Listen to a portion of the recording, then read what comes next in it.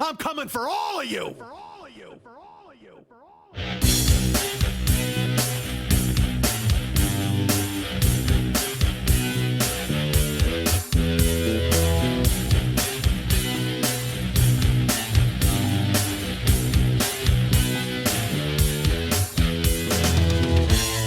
Right now, there's a 15-year-old sophomore in high school who has no idea they're studying nursing just so they can wipe my ass in 17 years. I'm 50 and single. That's a fantastic combination. I'm going to spend my golden years dating a handful of spit and a jug of Astroglide. Hey, what's happening? Mike Schmidt, 40-Year-Old Boy Podcast. I have my microphone cranked all the way up, so I'm getting a lot of room atmosphere. I hope you're not getting a lot of room atmosphere. Are you getting a lot of room atmosphere? Please tell me if you're getting a lot of room atmosphere. And again, as I've mentioned before, no child is bad from the beginning. They only imitate their atmosphere. That's what Prince would tell you. Hey, my printer is not working. At least it's blinking orange, as I notice that right now as I talk at my own desk. That's right, I'm at my own desk. That's right, there's a lot of room atmosphere because I'm in my own house and it is empty. It is devoid of anyone but me. I am solo, staring at an empty chair directly across from me. Why, you ask? Well, go listen to last week's show. That might be the thing to tell you exactly why I'm alone. The question I cannot answer for you folks, if you have this sort of question, if you're sitting there right now wording or verbalizing, I don't know if I think verbalizing is a lot better than wording. Don't be wording this question unless you're typing it in Word. Maybe that's what you're doing. Oh, hold on, fuck. Cigarette smoke. God damn it.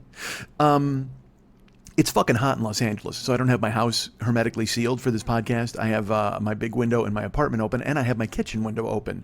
But I had to turn off my ceiling fan because it sounded like I was in a fucking wind tunnel. So in order to speak to you guys in a way where you could hear me without me having to go like that, like, hey, everybody, what's going on? Mike Schmidt. See, I couldn't even open the show properly if I did that shit. But my fucking neighbors, and they can probably hear me because the fucking window's open, so maybe they'll see, well, you know what, fuck it. Maybe this tells them what they can and can't do. These fucksticks upstairs, they smoke. And they smoke on their balcony, and it drifts down into my house. Now, look, one of them is my friend Oscar. He's not a fuckstick, certainly. He's been here longer than I. He is the king of this apartment building. I cannot argue with Oscar. Unfortunately, I wish he would somehow issue a decree as the king that nobody can fucking smoke in this goddamn place. Hold on, my printer is driving me crazy, so I'm turning it off. Oh shit, I actually got to use it. Why is it screwed up? All right, hold on, let me push that button. No, let me push this button. All right, let me open it up. Why am I doing this repair on the air with you guys? You know, if I wasn't in my fucking house, none of this shit would happen. It would be fine. All right, let me just tell you this. So now they're smoking. They smoke upstairs directly above my house, and it comes down and it floats in all of my windows, and then I have to breathe it in. So if I die of cancer, we know who to blame. Oscar and the French guy upstairs. It's their fault. By the way, that was the worst Penthouse Forum letter of all time. Oscar and the French guy upstairs. Oh, Christ, I tell you what. But I read it. I read it several times, because when you're a kid, you're not choosy. You're jerking off to basically anything.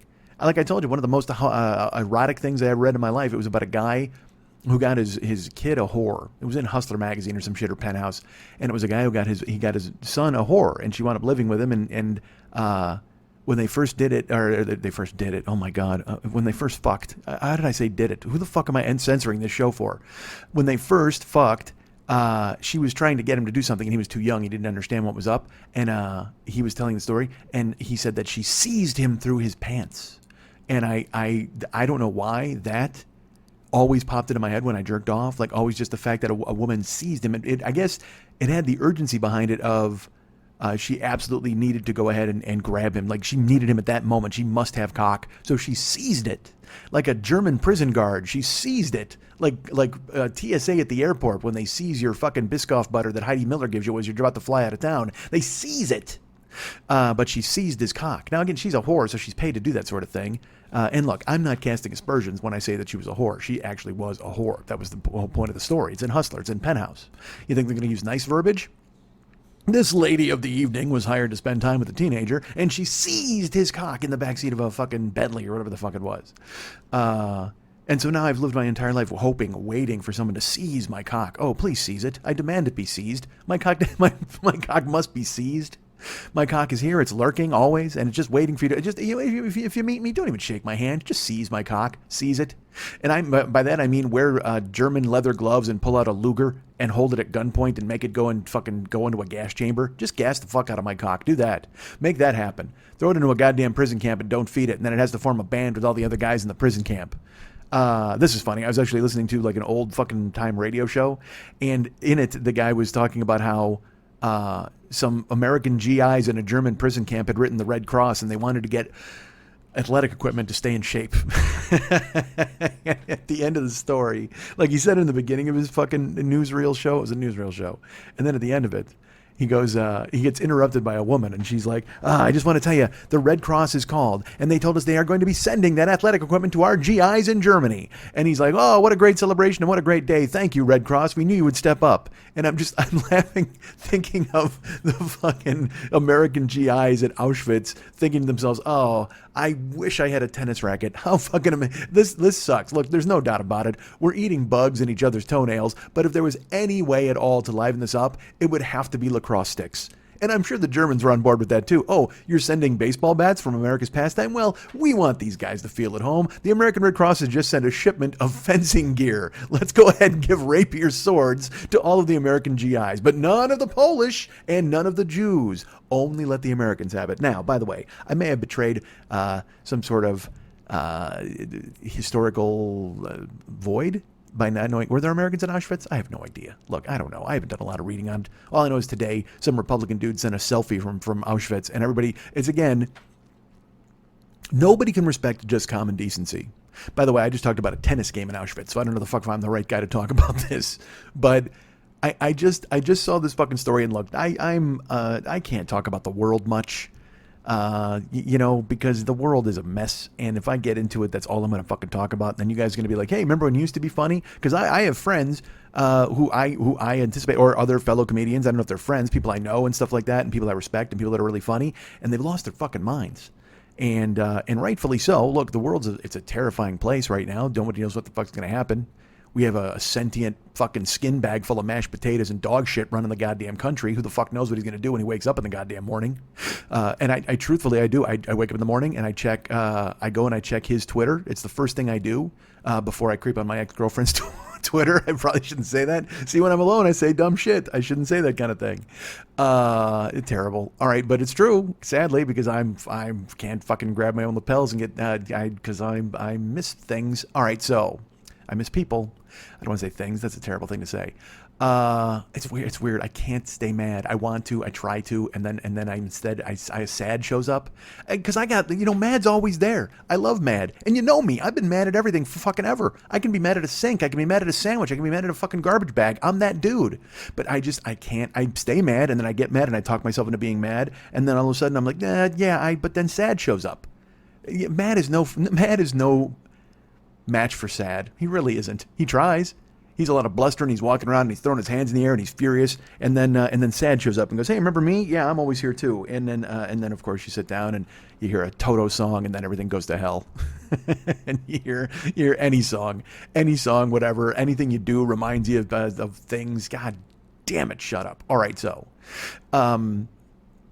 But I checked Trump's Twitter at the first thing in the morning to see if we're dying, if we're bombing North Korea, what the fuck we're doing, who we're bombing. And look, I'm going to say this, and it's probably not going to be a popular opinion, and it would probably work a lot better if I had somebody in here to laugh to take the edge off, but that's probably not happening. Certainly not this week, and I don't know about ever going forward. Let me finish the North Korea thought first. North Korea winds up being I should tell you, by the way, I'm having trouble talking because my face is on fire. I'll explain that in a few minutes. But God damn it, what the fuck was I talking? Oh, North Korea, fuck. So, supposedly, I guess North Korea launched a missile yesterday and it could possibly hit Alaska, and a lot of people are freaked out about that. Although I don't know why. I mean, it's Sarah Palin and 5 drunk sailors and a moose. That's fucking, who cares about Alaska? Get the fuck out of here. It's like, it's off, it's not even attached to us, right? Isn't it off the coast, or is it? Again, I'm betraying it. Were Americans in Auschwitz? I don't know. Is Alaska attached? I don't know. Look, anything that begins with A, I skipped that section of the Encyclopedia Britannica. I didn't read about Auschwitz. I didn't read about Alaska. And I certainly didn't read about America's diseased foreskin of a fucking president who keeps putting the world in peril every time he grabs his phone and uses his tiny chiclet-sized thumbs to tap out 140 characters to threaten nobody he's ever met in his fucking life. Fuck! See? I shouldn't talk about it. God damn it. But I will say this, and it's going to sound ridiculous, but I don't give a fuck. Like everything hasn't sounded ridiculous up to this goddamn point. I hear it because North Korea is, again, launching missiles and possibly threatening Alaska, and it's Kim Jong-un, and their whole country's it's literally like they all have one set of clothing and one haircut. And I'm sure they eat rice and they build whatever the fuck they build because, again, we can't get our cameras in there because nobody knows. It's a terrible place. And let's put it this way, not terrible people. It's people trapped in a terrible place under the rule of a despot. So it becomes a terrible place by proxy. I'm not saying North Korea is a bad place, like as in, hey, they're the diseased trees and everybody there's a shithead. I'm sure there are people that are like, we fucking hate Kim Jong-un. Unfortunately, if they said that out loud, every family dog has a fucking microphone in its goddamn collar, and it's going to broadcast to Kim Jong-un that they hate him. By the way, I don't know if they have any family dogs there. I'm going to avoid the easy joke here and tap dance right past it. You guys can fill in the blanks in your own fucking head. Whatever house pet they have has a microphone built into it so Kim Jong-un will listen. He's like Batman. You ever remember when Dark Knight? When Batman had a way to fucking transpose all of the microphones and stuff and he was able to listen? That's who fucking Kim Jong-un is. He's in the Jung Cave.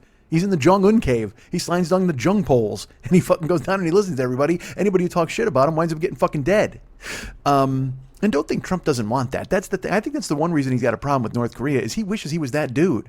He wishes he could just get everybody, because again, he sees a country where everybody has to look like the leader. He's like, oh, fuck, how great would it be if everybody in this country had to wear an orange muskrat on their head and be fat? That'd be fucking perfect. Now, I'm halfway there. I don't have an orange muskrat just yet, but if Trump met me, he'd be like, you're a stout young man. You look like you're well on your way to Trumpdom. Why don't you go ahead and throw a fucking orange mop on your head and make it all work out? Perfect. Hey, why don't we dye a musk ox and then cut it into sections and then just shave its fur off and put it on everybody's head? I don't know why I had musk ox in my head, probably because of muskrat. But fuck, dude. Just Trump. He just envies Kim Jong-un because he's got an iron fist. He can do whatever the fuck he wants. He's lined up every dog, cat, and fucking bird to broadcast to him. That's what Trump wants. That's his initial dream. I said I wasn't going to talk about this. But you have to, right? It kind of dominates your life. Dominates my life, certainly. And I will say this. For years now, it's been Muslims. That's always been the problem. Muslims have been the problem. They're the villain. They're the one everybody wants to go after. We want to blame Muslims. It's them. They've caused this problem. And we got a mosque, and it's going to brainwash people, and Sharia law is coming to town. No, but fucking Sharia law is never coming to town. Never, ever. I love these people in Iowa who think Sharia law is going to come to fucking town. Unless it's a lady wrestler in a touring glow kind of fucking production, you're not going to get Sharia law in your town. Look, you guys can't even get good Wi-Fi. How the fuck are you going to get Sharia law in Iowa? It's not going to fucking happen. But everybody sweats it. Everybody's worried. They were worried about Muslims for the longest time. So I have to be honest with you, as a person who thinks in the terms of games and matchups and sports, it's nice to have another team step up and go ahead and provide a challenge for the United States, isn't it? Really, when you think about it, because it's all been about Muslims and the United States and the Middle East and who's going. Qatar's a problem, and maybe all these other people are a mess. And look, I've been there. Again, I can speak to this. I've been to Kuwait twice now. Those people are fucking amazing. Everybody there was great. Everybody was super cool. Now look, I know Kuwait isn't Saudi Arabia. I know Saudi Arabia, maybe, they had certainly, that's where the 9/11 hijackers came from. But look, I can't paint a whole country with a broad brush. I can't say, hey, 11 of you guys were bad eggs, so the rest of you were terrible. Now, certainly the beheadings might have something to say about that, and the stonings, and the, hey, lady, you can't drive, and hey, the president's got a box full of clitorises because he cut them off of people. Are they doing that there? They might not be doing that in Saudi Arabia. Look, I'm woefully undereducated under the ways of the world. Again, that's why I'm sitting in my apartment talking to you motherfuckers. If I had anything to do where I could go out and fix the world or help anybody besides throwing some money to the fucking the ACLU like I did, I don't know what that did. They took my $100 and laughed at it, I'm sure. But still, folks, the point is, I have to admit, when North Korea has been rattling their sabers and they've been the ones that like Trump has directed his attention to.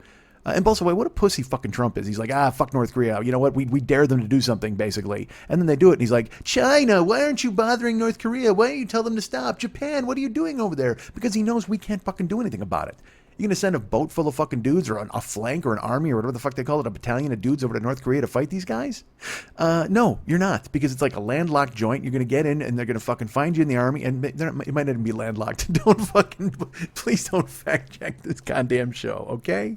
My point is, it's nice to have somebody else to hate, I guess, is what I'm saying. And I don't hate them, but I'm saying, it's like when I was a kid, it was always the Steelers. The Steelers were always going to the Super Bowl.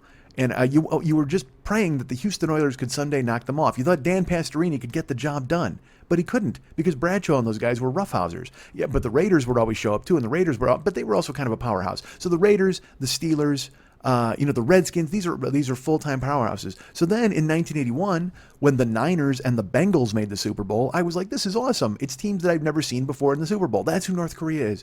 They're the 1981 Cincinnati Bengals.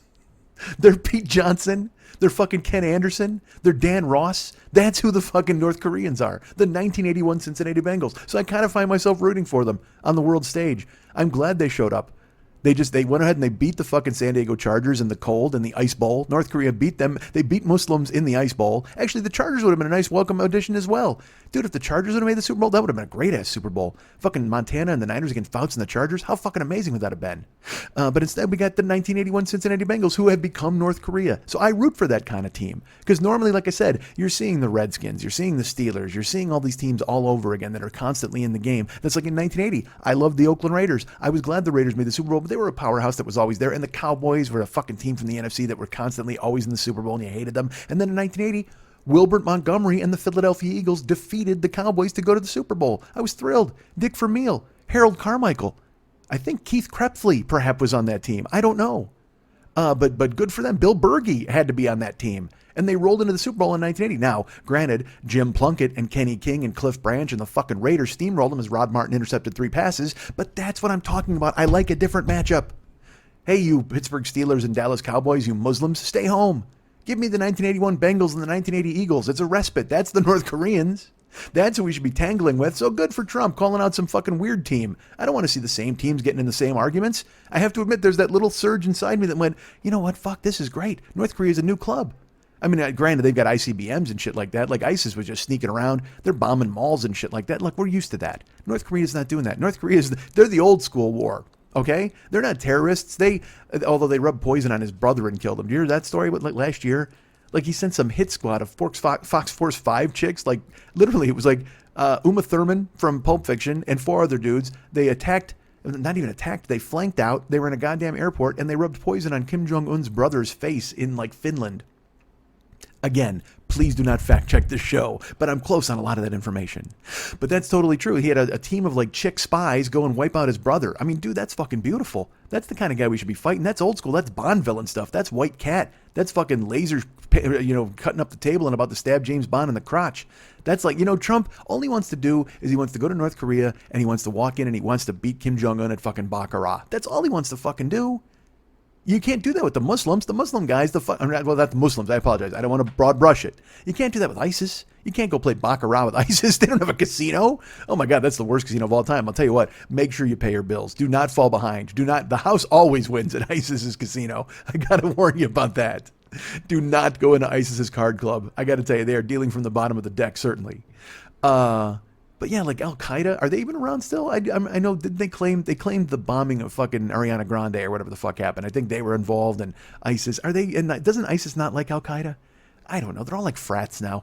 Some guy, right now I just picture where he's somewhere in fucking Bahrain. There's just some ISIS dudes trying to get some guy to pledge, but he's instead rushing over at Al-Qaeda, and they can't fucking get him together. He's going to sit him with Sidney and Mohammed and Jagdish. See, that's what happens. The nerds try to get into ISIS, and they go, no, I'm sorry. You got to go over here to the Al-Qaeda couch and sit with Sidney, Mohammed, and Jagdish. Meanwhile, the 1981 Cincinnati Bengals are building missiles like old school, man. They got a big production. They got like all those fucking army dudes marching through the streets and marching in the same uniform. We recognize that. We're comfortable with that.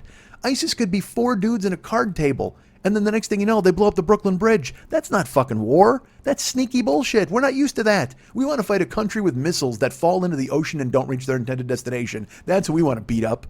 We want to beat up the Falkland Islands. That's who they are. North Korea is like our Falkland Islands, except they know that we're coming and they got fucking crazy-ass missiles. But still, that's old school warfare. We can send guys over there. They'll send guys to fight us. They're not going to tunnel around and just come over here and then start a fight in a mall with an axe. They're not going to drive down the street and run people over with a car. That's not how North Korea operates. Fuck no. No surgical attacks, no precision, no well-planned shit. They're just dumping missiles into the ocean. That's what we need to fight. We need to fight a lummox. We need a war with a lummox. Just a big, lumbering idiot like ourselves as they just smash into one another like fucking Japanese guys in rubber suits in a Godzilla movie from the 50s just crashing into one another and doing no real damage. We need a Mothra. God damn it, we need a King Ghidorah. Step up. Because that's all North Korea is doing. They're just staggering forward, blindly doing whatever the fuck Kim Jong-un says. He's no fucking military genius. They're just like a bear with pepper spray in its eyes, just flinging their paws around, hoping it hits anything in the fucking vicinity, not caring at all about who goes down. Al-Qaeda, ISIS, these guys have well-laid plans. They've got precision. They've got all sorts of bullshit where they convince some virgin to steal a van and drive into 45 people. That's fucking dangerous. You don't want that shit. You want a guy you can telegraph, a guy who thinks he has anybody. You know what? Here, you want to fight somebody with a navy. That's who you want. Al-Qaeda doesn't have a navy. Anybody with a navy is woefully out of touch in modern warfare. Hey, let's sail a boat and go fight somebody. That's awful. That's pirate bullshit. Al-Qaeda's sneaking around. They're probably digging a tunnel under the ocean right now. You know what? I bet that's the next plan. Al-Qaeda or ISIS, maybe they teamed up, maybe individually. I don't know. And by the way, I'll throw this out there. Any terrorist who wants to do this, it's free of charge. Take this idea. Don't credit me, because I'd really prefer not to go on trial for espionage or terrorist acts. But maybe you tunnel underneath the ocean and you dig a big hole and drain it. Because if you dig too far, you go to China, right? Here's what you do. You tunnel under our ocean, our Atlantic Ocean, you dig a big hole and let it drain all the way into China. You flood China, you fuck us, you take our water away. Look at this plan, terrorists. You guys are behind the curve. I probably shouldn't say this because now North Korea is going to try it. That's the kind of dumb shit they're going to try. Again, like I said, Al-Qaeda, they can convince 9 teenagers over there to fucking hack a computer, and then all of a sudden they grab swords and they run to a concert. North Korea... Did I say, I don't even know what the fuck I said. There's nobody here. I don't have a producer anymore, folks. So it's going to be a lot of this. A lot of me talking and fucking running downhill and not knowing what I fucking said. And then I'm going to have to listen back to the fucking show to hear what the goddamn name of it is because nobody's here to take any notes from me because that's just the way fucking stuff works. That's the way it is now. I don't know if it's going to be that way going forward. I'll be honest with you. I don't know. Some of you wrote notes to me as of last week, and some of you were very interesting in what you said. Thank you, by the way, people who thought that, of course, obviously I made a mistake, and stepped up to tell me so. You guys are the best. I love getting that correspondence. Hey, way to go, man. Way to blow it with the one person who finally still trusted you. I don't know what kind of life you think I lead. There are plenty of people who trust me or believe in me. I don't know who you think won't work with me. It's not like I've offered other people to work with me. I mean, Lily was the one who worked with me. And now I don't know. I don't know what's happening. I saw her this week. Well, actually, here's what happened last week. All right, I recorded with you guys, and then I told you stuff. I didn't really go into full-on fucking detail about it because why would I? Because I don't want to be picking fucking sides. And I didn't know what the fuck was going on. So I just threw it out there that last week Lily was not here because she threw me out of her house. Now you know this, and you knew this last week, and now you know it again because I'm saying it again. And I backed off, man. I didn't bother Lily. I mean, because honestly, like I said, she threw me out of her house for a fucking reason. And I figured if she cooled down, she'd contact me. I didn't want to go, fuck it. I'll be honest with you. I didn't want to fucking text and go, is everything okay? Because, I mean, I care if everything's okay. But at the same fucking time, I wasn't the one who made everything not okay. I'm usually the one who owns it and takes ownership and all that bullshit. But, quite frankly, last time I didn't think anything. And again, like I've said last week, my first instinct's to fucking apologize and go, hey, my fault, I did this. But I kind of didn't think I was at fault, but maybe I was. Who the fuck knows? I don't know. I'll have to go to a fucking counselor or an arbiter. Have I mentioned that Shannon's on vacation? Haven't seen her in a couple of weeks. Guess what? You guys are going to get a lot of that bullshit shoved down your ear holes. So I laid low. I mean, I didn't want to fuck with Lily. I didn't want to go, hey, look, what's going on? Or I didn't want to talk. And honestly, Ahmad came to town. The Ahmad 7, our great friend in Kuwait. Our man on the ground in Kuwait is in town. And I'll get to him in a little bit. But I picked him up last week. And, so I had stuff to do with him. And I didn't want to drag him in any drama and go, hey, sorry, I can't pick you up to go out because I have to call Lily. And also, like I said, she obviously didn't want to fucking hear from me. She threw me out of her house, and then I didn't hear from her. So finally on the weekend, I texted her and I went, hey, here's some questions. I don't know if you're going to be at 2020, but if you are, I need to know. I said, this isn't a passive aggressive thing. I don't know because of health if you're going to be there. I hope you and Eddie are having a good weekend. And also, I if you're recording the podcast, because I got to get my schedule straightened out with Ahmad and whatever, a bunch of stuff that I wrote her. And then she just wrote back, no on the podcast. She said some other thing. She talked about 2020. Said she'd be there. I was trying to go to the Magic Castle. That's what it was. I was hoping to get her to take me and Ahmad to the Magic Castle for a. And I know it wasn't exactly the best fucking week for that sort of thing. For me to go ahead and go, oh please, can you take us to the Magic Castle? Even though what happened and you hate me. She doesn't hate me. I'm teasing. Although maybe you got to ask her that. I have no idea. Really, I can't speak to anybody fucking hating me. Perhaps they do. My email certainly ran in that direction, which was strange. So what happened was I said, hey, Ahmad is interested in going to the Magic Castle probably Tuesday or Wednesday. Also, if we're going to record the podcast, are you available to record the podcast one of those days? Or will you be recording the podcast one of those days? And she said I can send you an invite for the Magic Castle, but she wasn't going to take us because I think she said she was sick. And then she just said no on the podcast. No explanation, no next week, no maybe, no, and certainly not. She didn't say no forever or no, I'm not coming back. But I didn't exactly ask about fucking forever either. I asked about this week. So that's why she's not here. And then I went and saw her Monday because I had to do 2020. And, we were fine, I guess. We got along. And then, of course, I am smart, so I went on stage and I talked about this. And I was like, that's Lily. She's my producer who threw out of her house last week. And she kind of gave a rueful laugh. But she didn't address it. And then afterwards, we didn't talk about it. And then I left. And because I knew she wasn't doing the show this week anyway. And like I said, I don't know if that means she's not doing the show ever again. I don't know. I don't have any fucking clue what it means. I know that I need to probably get used to doing this fucking thing alone. And it's been gradual. I mean, I don't know if she's, and again, this is all pure speculation on my part, but maybe she doesn't enjoy it anymore. I don't know. Maybe she doesn't think I'm funny anymore. Maybe it's too much of a hassle or too much work for her to take one day out of her week to go ahead and do this because she's very busy. I don't know. But I mean, even when I do the show at her place, she's not, she doesn't take the names down. I'm not getting into this. I'm not. All right. So she does sometimes she doesn't. But regardless, the point is, I don't even know if she's interested in this. So it's not fair to be like, well, Lily's not here. I asked her if she would come this week and she said no on the podcast, and that was it. So, I mean, if she wants to come again, that'd be great. And if she doesn't, then we'll figure it out. And it'll be a lot of me doing this and talking fucking downhill and putting off the show to as late as I possibly can. Because, again, here we are fucking Wednesday night. And once I finish this, I got to immediately put it up and stuff like that. Because, and by the way, I hear in my ears like a lot of... I need to find something else for my microphone because it sounds like my mouth is full of fucking seawater. And like lip smacking fucking noises and spit, and I hope that's not the fucking case. Because I think my voice sounds fucking great. I sound phenomenal. Don't kid yourself. I think my throat's doing the job, and unfortunately my mouth is throwing in a whole lot of sound effects it doesn't need to. It's like if my throat is a solid 4-piece, my mouth is like the keyboardist / fucking timpani guy who just kind of comes along on tour in case you need him. I'm not caring for that quite frankly, right now. God damn it. All right, so that brings you up to date on this fucking show.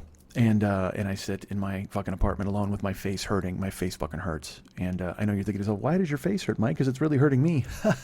You are hilarious and a joy and a delight. And please don't let anybody tell you otherwise. Ahmad has been in town for about a week. I don't know if I'm going to get to all of our adventures at this point in time, but I'll tell you some of the stuff we did. We did some, you know what? I got to be honest with you.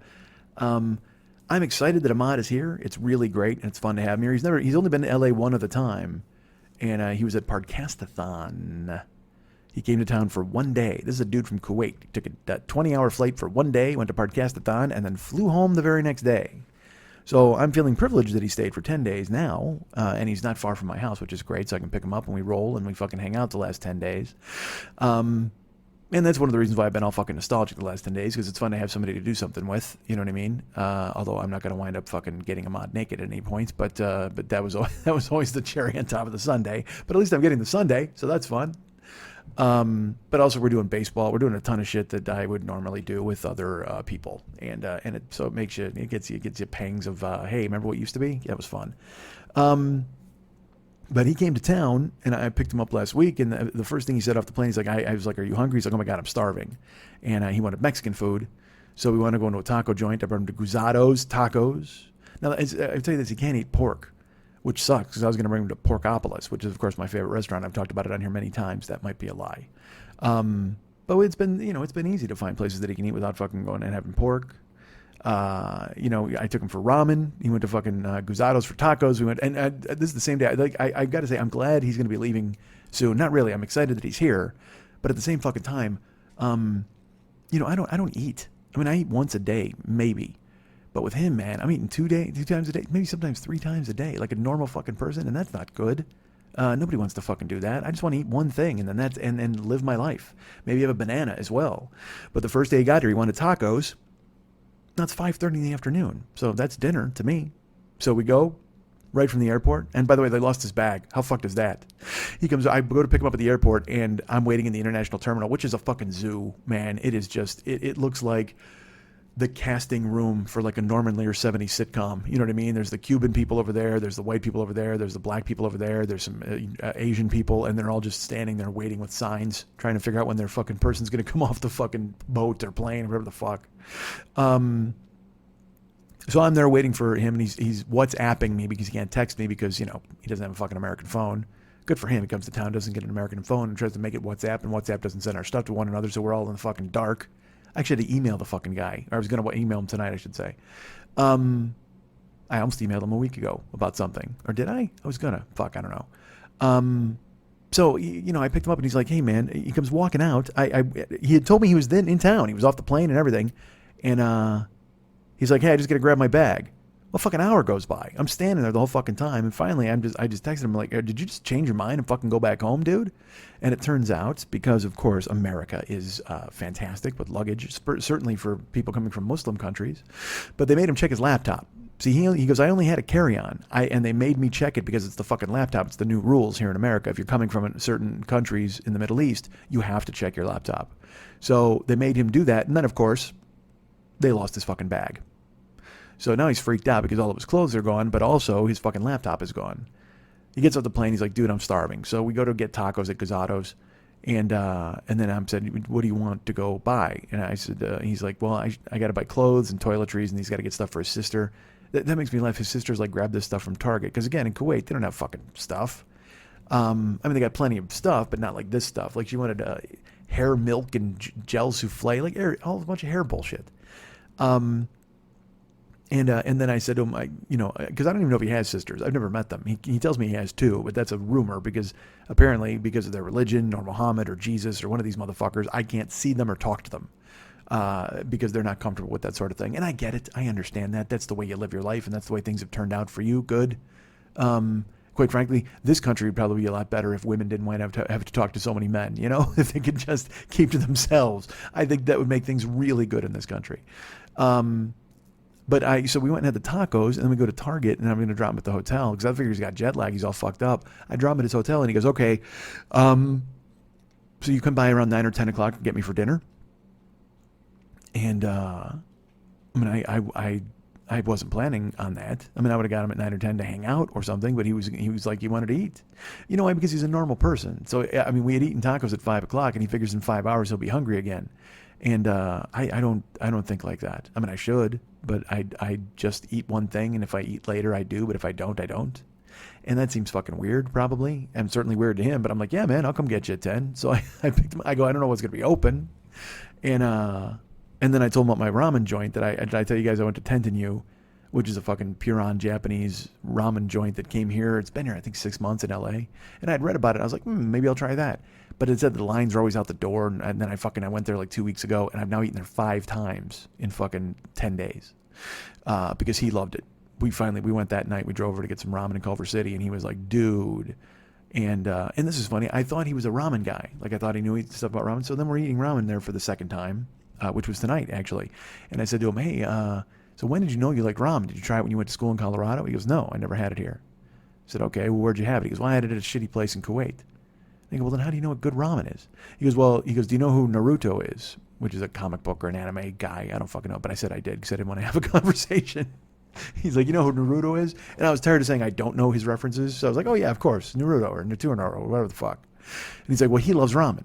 So that was why in Kuwait, because if it wasn't for Naruto, there would be no like ramen or Japanese curry places but he became big, so that's why they built them there. He goes, so I went and I had Japanese curry, which was good, but I had ramen, which was shitty. He goes, I'd never had good ramen before. I said, okay. I go, well, when was your first time having good ramen? He said, the night you picked me up. I said, wait, so this is your best ramen place? And it is a good ramen place, but I didn't realize I was introducing him to the world of good ramen. And he was like, yeah, this is it. But that was why he wanted to go back so desperately before he went home again, because he wanted to have ramen a second time. So that was tonight. We wound up going there after we went to the fucking Dodger game and saw the worst, literally, we just watched the worst baseball game in history. I mean, the worst game of all time. It's been it's an interesting day because we went, I'll tell you about lunch in a few minutes, but we went to Went to the Dodger game tonight, and we got there in the second inning. As we're in line getting in, we hear a big cheer, and it turns out the Dodgers scored a run. And then we sat down, and that was it. Yeah, the Dodgers did not score another run. The Diamondbacks did not score a run. I think the Diamondbacks may have struck out 17 times, and I'm not exaggerating. It might have been 15 times. I'm guessing, because I don't know off the top of my head. I know the starting pitcher had 10 strikeouts, and then the relievers came in. I really think the Diamondbacks struck out 15 times. That's not exciting baseball. That's not something you want to sit and watch. Now, granted, I got the tickets on StubHub for fucking, combined $26, which is fine after fees. But holy fuck, to sit there and watch these guys strike out 15 times and no good things happen. I think we saw a double. We may have seen, we did. We saw one double by the Diamondbacks. And then, it was a double by the fucking Dodgers. Corey Seager hit it. The Diamondbacks had men at second and third at one point, and then two guys struck out. What a fucking mess. You don't care. You know what's even more boring than that game? Me describing it to you. Holy Jesus Christ. You don't want to hear this bullshit. So we did that, and then afterwards he's like, hey, can we go get some ramen? And I was like, yeah, sure. So we wound up getting more ramen tonight, which it seems weird that either of us would want ramen tonight. And I'll tell you why. Because we went to lunch today. And again, like I said, this fucking tour, man, I'm ridiculously fat. I mean, I'd lost a ton of weight. Like I said, I'd lost 22 pounds. I think I had to put 6 of them back on this week because of the way we've been eating since he's come to town. I mean, it is relentless. We went to Gazzado's. We went to fucking Tentenyu. The second day, Thursday, he and I went downtown, and he wanted to go to a place called Howlin' Ray's Fried Chicken because it's like Nashville hot chicken. And it opened here. It was a truck for a while. I don't know. I think it came from Nashville, but then they opened a brick and mortar joint. And I always been meaning to go there. Hot chicken. It seemed like the thing to do or the thing to try. And I heard great things about it. But we went down there, and the line, as we pulled into the parking lot, the line was an hour and 45 minutes long to get this fried chicken. Now, I don't know if you're aware of this. There's a former military man here in America who makes some chicken his own self, and he's opened several different locations that you can go, and you don't have to wait at all. You can literally walk in the door and just walk out with all the chicken you could possibly fucking pay for. Yeah, that guy is, he's a colonel, and he's dedicated his life to making you not have to wait for chicken. But Howlin' Ray, he's no longer in the military. I don't know if you qualified for the military. You know what? He got a Section 8. He was in the military, and he was howling like a fucking psychopath, and then they went, oh, this guy's getting the boot, and then he went ahead and he made fucking chicken. But so we went there. It was an hour and 45-minute wait, and I'm like, man, fuck that. We're not doing this, dude. So we were downtown L.A., and I said, there's a joint called Birdie's. They actually have fried chicken as well, but only sandwiches. I said, but there's also a place called Little Jewel of New Orleans, like right around the corner. And I said it had Cajun food. He's like, oh, my God, fuck, yeah, let's go there. So we went and pulled up. Now, again, dudes, Ahmad's a normal-sized guy. He's probably 6'2", 6'3", probably weighs about, I'll say 180. Maybe 175, but he can put it away. I mean, he's just a normal dude who can actually eat. And he's also young, so he can eat like I used to be able to eat. And so he wants to try everything. We get to this fucking Little Jewel in New Orleans. He buys a 10-inch fucking popcorn shrimp po' boy, and then I bought catfish and grits, and then we got beignets, and then we got crab. Fucking crayfish mac and cheese, crawfish. Dude, the mac and cheese comes out. I mean, this bowl weighs 2 pounds. Of just pasta and cheese and crawfish, and then the grits and the fish and the fucking giant sandwich. What a mess! And we're just plowing through it and eating as much as we can. And I'm ready. I just go, all right, dude, I gotta go do something. I gotta get a scoop and dig out my fucking stomach here, or vomit, or some fucking thing. But I was able to fucking stagger through it. It's like my mom used to say, when you eat like a psycho, you'd have a hollow leg. I gotta have 2 fucking hollow legs to keep up with Ahmad. It's crazy what that guy puts away. We didn't finish everything. He ate the fucking po' boy because you can't wrap that. I still got catfish and grits in my fucking fridge. I got 2 orders of ramen in my fridge. One from a week ago, one from the night. Come over here. Anybody in California, you want to come by and eat? Who out there? I'll fucking cook you some ramen and pretend it's mine. Catfish and grits and every other fucking thing. But we went to Little Jewel in New Orleans on Thursday, and we ate that. And then we went kind of just checking stuff out, Hollywood sign. And, Walk of Fame. This is great. He doesn't even know the Walk of Fame is there. And we pull up, and I just think it's novel. But, I mean, as I've talked to you about it before, it's just a sidewalk with fucking names on it. Who the fuck cares? It's just garbage town. But he's in the car, and I thought maybe he'd think it was kind of neat. So I go, there's a Walk of Fame. Take a look over there. He looks over. Who's the first star he sees? You're never going to guess, because he would never guess, because he's 29 and he has no fucking clue how old he is, 24. I don't even fucking know how old Ahmad is. But who did he see? The Mills Brothers. And he's like, who are the Mills Brothers? I'm like, well, they are a very talented Negro singing group from the 30s, I think, if I remember correctly. Let's put it this way. I'm not sure about any words in that sentence except Negro. I'm going to go with that. Just some black guys like the Ink Spots or whatever the fuck who formed a band, I believe. Or they might be brothers. They could be. I don't even know if their name is Mills. I got no fucking idea about these guys. All I know is somebody saw fit to put their name on a garbage-strewn sidewalk and put a star around it. Good for them. But he saw that, and of course, then he's like, yeah, I don't need to see anybody else. Like, not because he was like enormously impressed by the Mills Brothers, but he was like, if that's the quality of your sidewalk, well, pish posh. I don't need to fucking stare down at my feet and see these names. Why? That just seems like a waste of time, I tells ya. But we killed time in Hollywood. We drove around. We looked at stars. We looked at stuff. He didn't get out at Mann's, but he saw Spider-Man. There's a Spider-Man here who's he's just a mess. And he can't be the same Spider-Man that Pardo and I went and saw. One time when Pardo and I, we were doing Man on the Street bullshit. We did a game called Name That Tune. I don't even remember what the fuck it was for. But Pardo and I went on the road. Was Pat with us? Pat might have been with us too. I think Danielle was too. The four of us are out. And we would go up to people and go, hey, can you name this tune? And like whatever. And they're like, we want to play a game for however much. And they go, yeah. We go, all right, name this tune. And then I would walk up and say the tune was, let me think of a good song. Red Barchetta by Rush. I don't even know why the fuck that popped out of my head. I think it's the last song I heard on the radio. But and he'd go, okay, name this song. And I'd come up and I'd go, do do do do do do do do do do do do but a little dung. I mean, just stupid. I think they're still on YouTube somewhere. And I would do it in their face, or some Elvis song or anything, and I would just be like, or like do do do do do do do, fucking Star Trek or Star Wars or whatever. So I would do that, and they would have to guess. So we're down there at fucking I don't even know.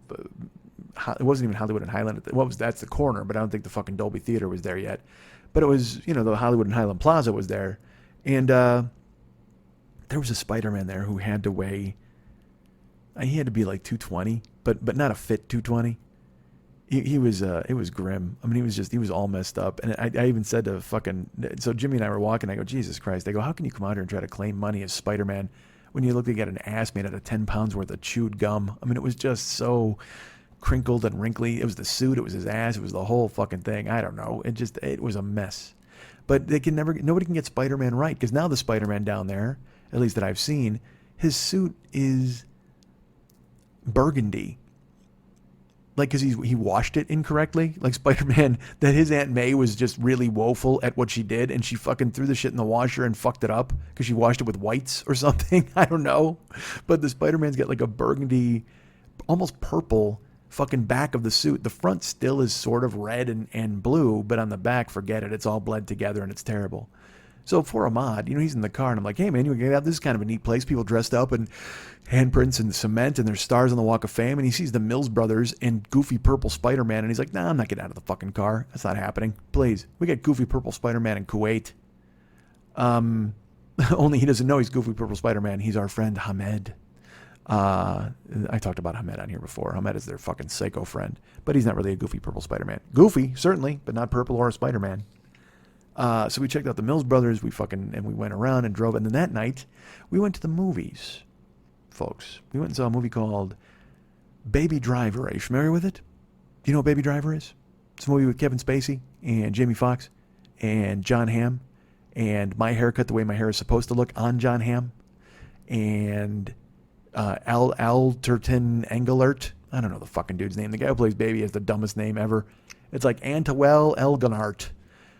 He literally sounds like IKEA furniture. That's what he is. That's who starred in Baby Driver. IKEA furniture played Baby. And then the woman, I didn't know the two stars, but who cares? Spacey, Fox, fucking Paul Williams. Paul Williams makes a goddamn appearance in this movie. It's hysterical.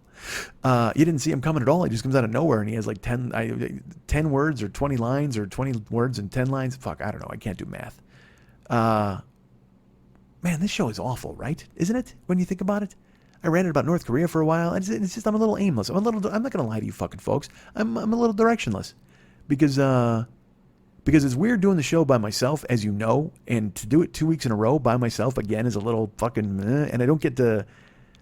I don't feel right fucking talking off and spinning off into a thing and then laughing at my own bullshit, because then you just kind of look indulgent and weird. And that seems strange. I shouldn't even count this in the year 10s. It's episode 2 of year 10, right? Or episode 3? No, it's episode 3. Yeah, episode 3. Because episode 1, I did an actual show. I just got to get my head around doing this alone. But doing it, but I don't do it. Well, I mean, fuck. I guess I have been doing it more and more recently alone. I mean, even at the end of year 9, Lily wasn't available a few times, or she'd be on the road, or she'd be ill, or something, and then I went having to do the fucking thing myself. But it's just, it's a hard thing to get used to after 9 years of doing it one way and then having to shift and do it the other way. It was weird enough when Eric bailed in the beginning. Eric Butterfield bailed and I went right to Lily, but it was seamless. I sat down with her and it worked perfectly.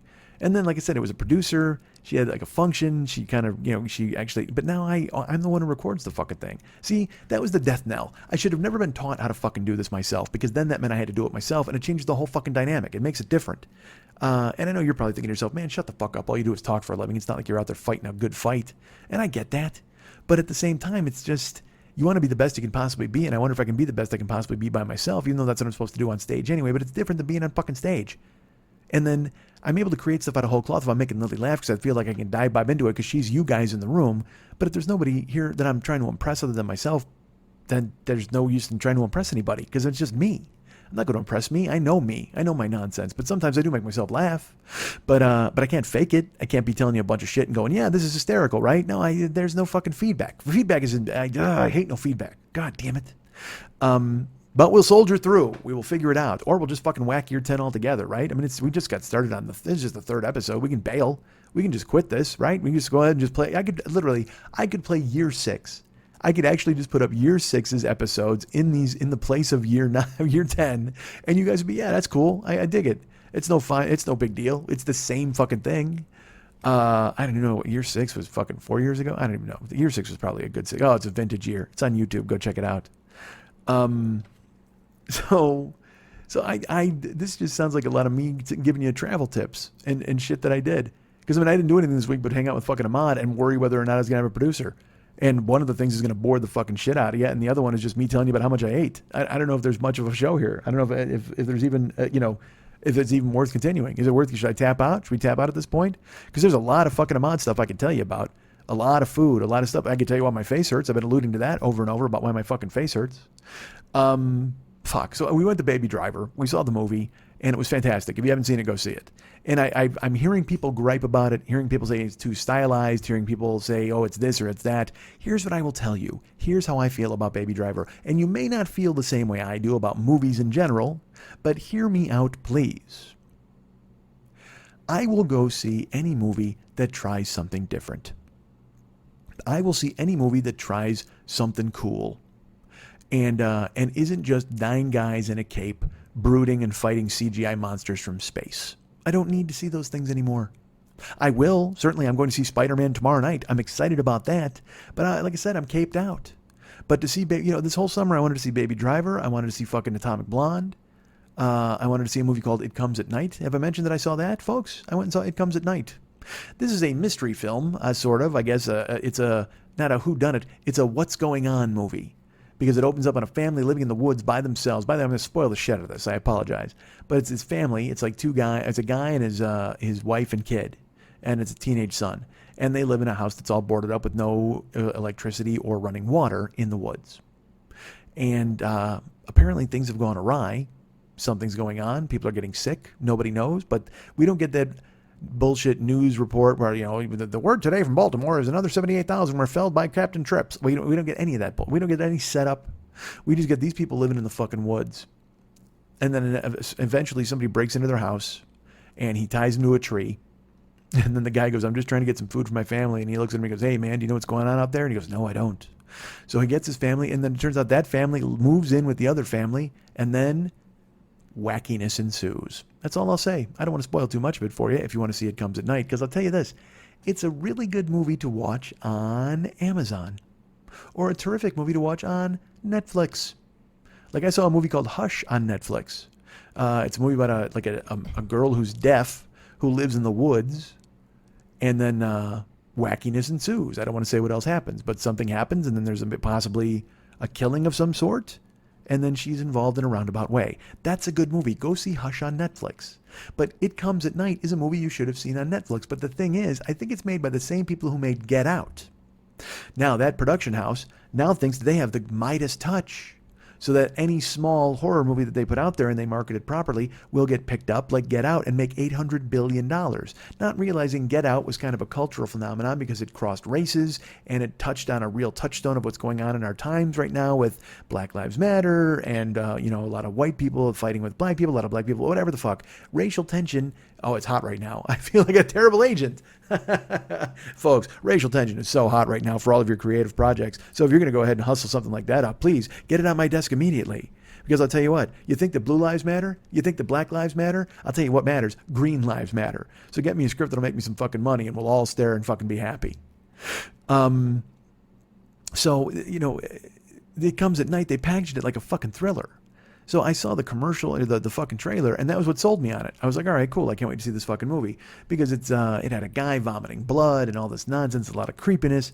And then you see the movie.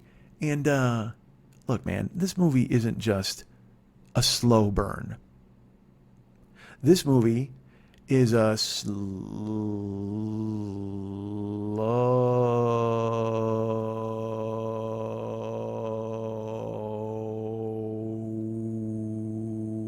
burn. Like 70 O's and 3 W's. Because it is 6 people living in a house, chopping wood and getting clean water for one another until something happens that they then have to deal with. And then the payoff at the end of the film happens. I wish I could do this to you. I wish you could see me do this. I'll do it for you physically. If you ever meet me, just go do your impression of the crowd of It Comes at Night. So I'm in the back row because I like to sit in the back row, folks, because I generally masturbate during films.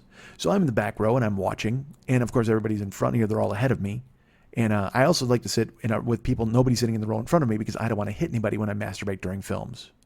Kind of a long shooter sometimes. All right, so it depends on how long I've saved up. All right, that's horrible, and you didn't want to hear that. But let's put it this way: I didn't do a back-to-back before I went to the film, so we were locked and fucking loaded. So somebody was going to get the goo neck, and it was not going to be pretty for anybody. This is awful. So I'll tell you what, It Comes at Night. You know what that is? You know who it is? Me. Mike comes at night when he's in the back row of the movie theater and he gives somebody the fucking sticky hair and everybody gets mad. And I go, look, it's just like a 3D movie, but from the back. So I go there and I'm in the back row and the movie ends.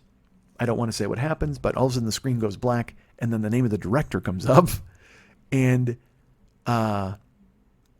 every single head in the theater, this is not an exaggeration, because there's probably, I'd say there's about 60 people in there to watch this movie. I could see them. Everyone's head initially tilted to the right. Like, is this really over?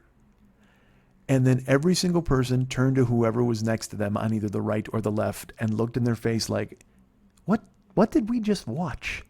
It was beautiful. It was syncopated. It was in synchronicity the way they moved their fucking heads. It was just like to the right and turn to see the person who you're talking to and go, wait a second, is this really the end of this movie? Because you don't, and look, again, I'm spoiling it. It's a spoiler alert. It's a good movie to watch on Netflix, but you don't learn a fucking thing. You don't learn a fucking thing. It's just people and the thing I keep hearing about is that dread. Oh, there's an overwhelming feeling of dread, and you never know what's going to happen next. Yeah, I got news for you. You never know what's going to happen next. You also never find out what's going to fucking happen next. It's just 6 people living in a fucking house, like I said, chopping wood and learning how to shoot. That's it. There you go. It looked like a fucking survivalist training film. It was that fucking bad. There's like I think there's 2 moments of action, 3 maybe. But there's no, the monster, I can't even, I don't want to give it away. Go see this movie if you want to. If you need a nap, by all means, rent this movie from Netflix. It's just, and look, again, if I would have seen it on Netflix, I probably would have went, wow, that was kind of creepy and certainly a little weird and a nice small little film. But they marketed it as a summer horror blockbuster. And they released it in the middle of June, like right in the middle of fucking peak summertime. But this movie made It Follows look like The Empire Strikes Back for production value. It's that sort of, those little horror movies like It Follows and Get Out and those are all small budget type of movies. Well, this looks like they filmed it with a fucking handheld between all 6 of these people, and they took turns. Whatever actor's not in the scene is filming it. That's what it looked like. And it did not hit the mark for me. Because like I said, if I watched it on Netflix, maybe I go, well, that was a nice, creepy little atmospheric film.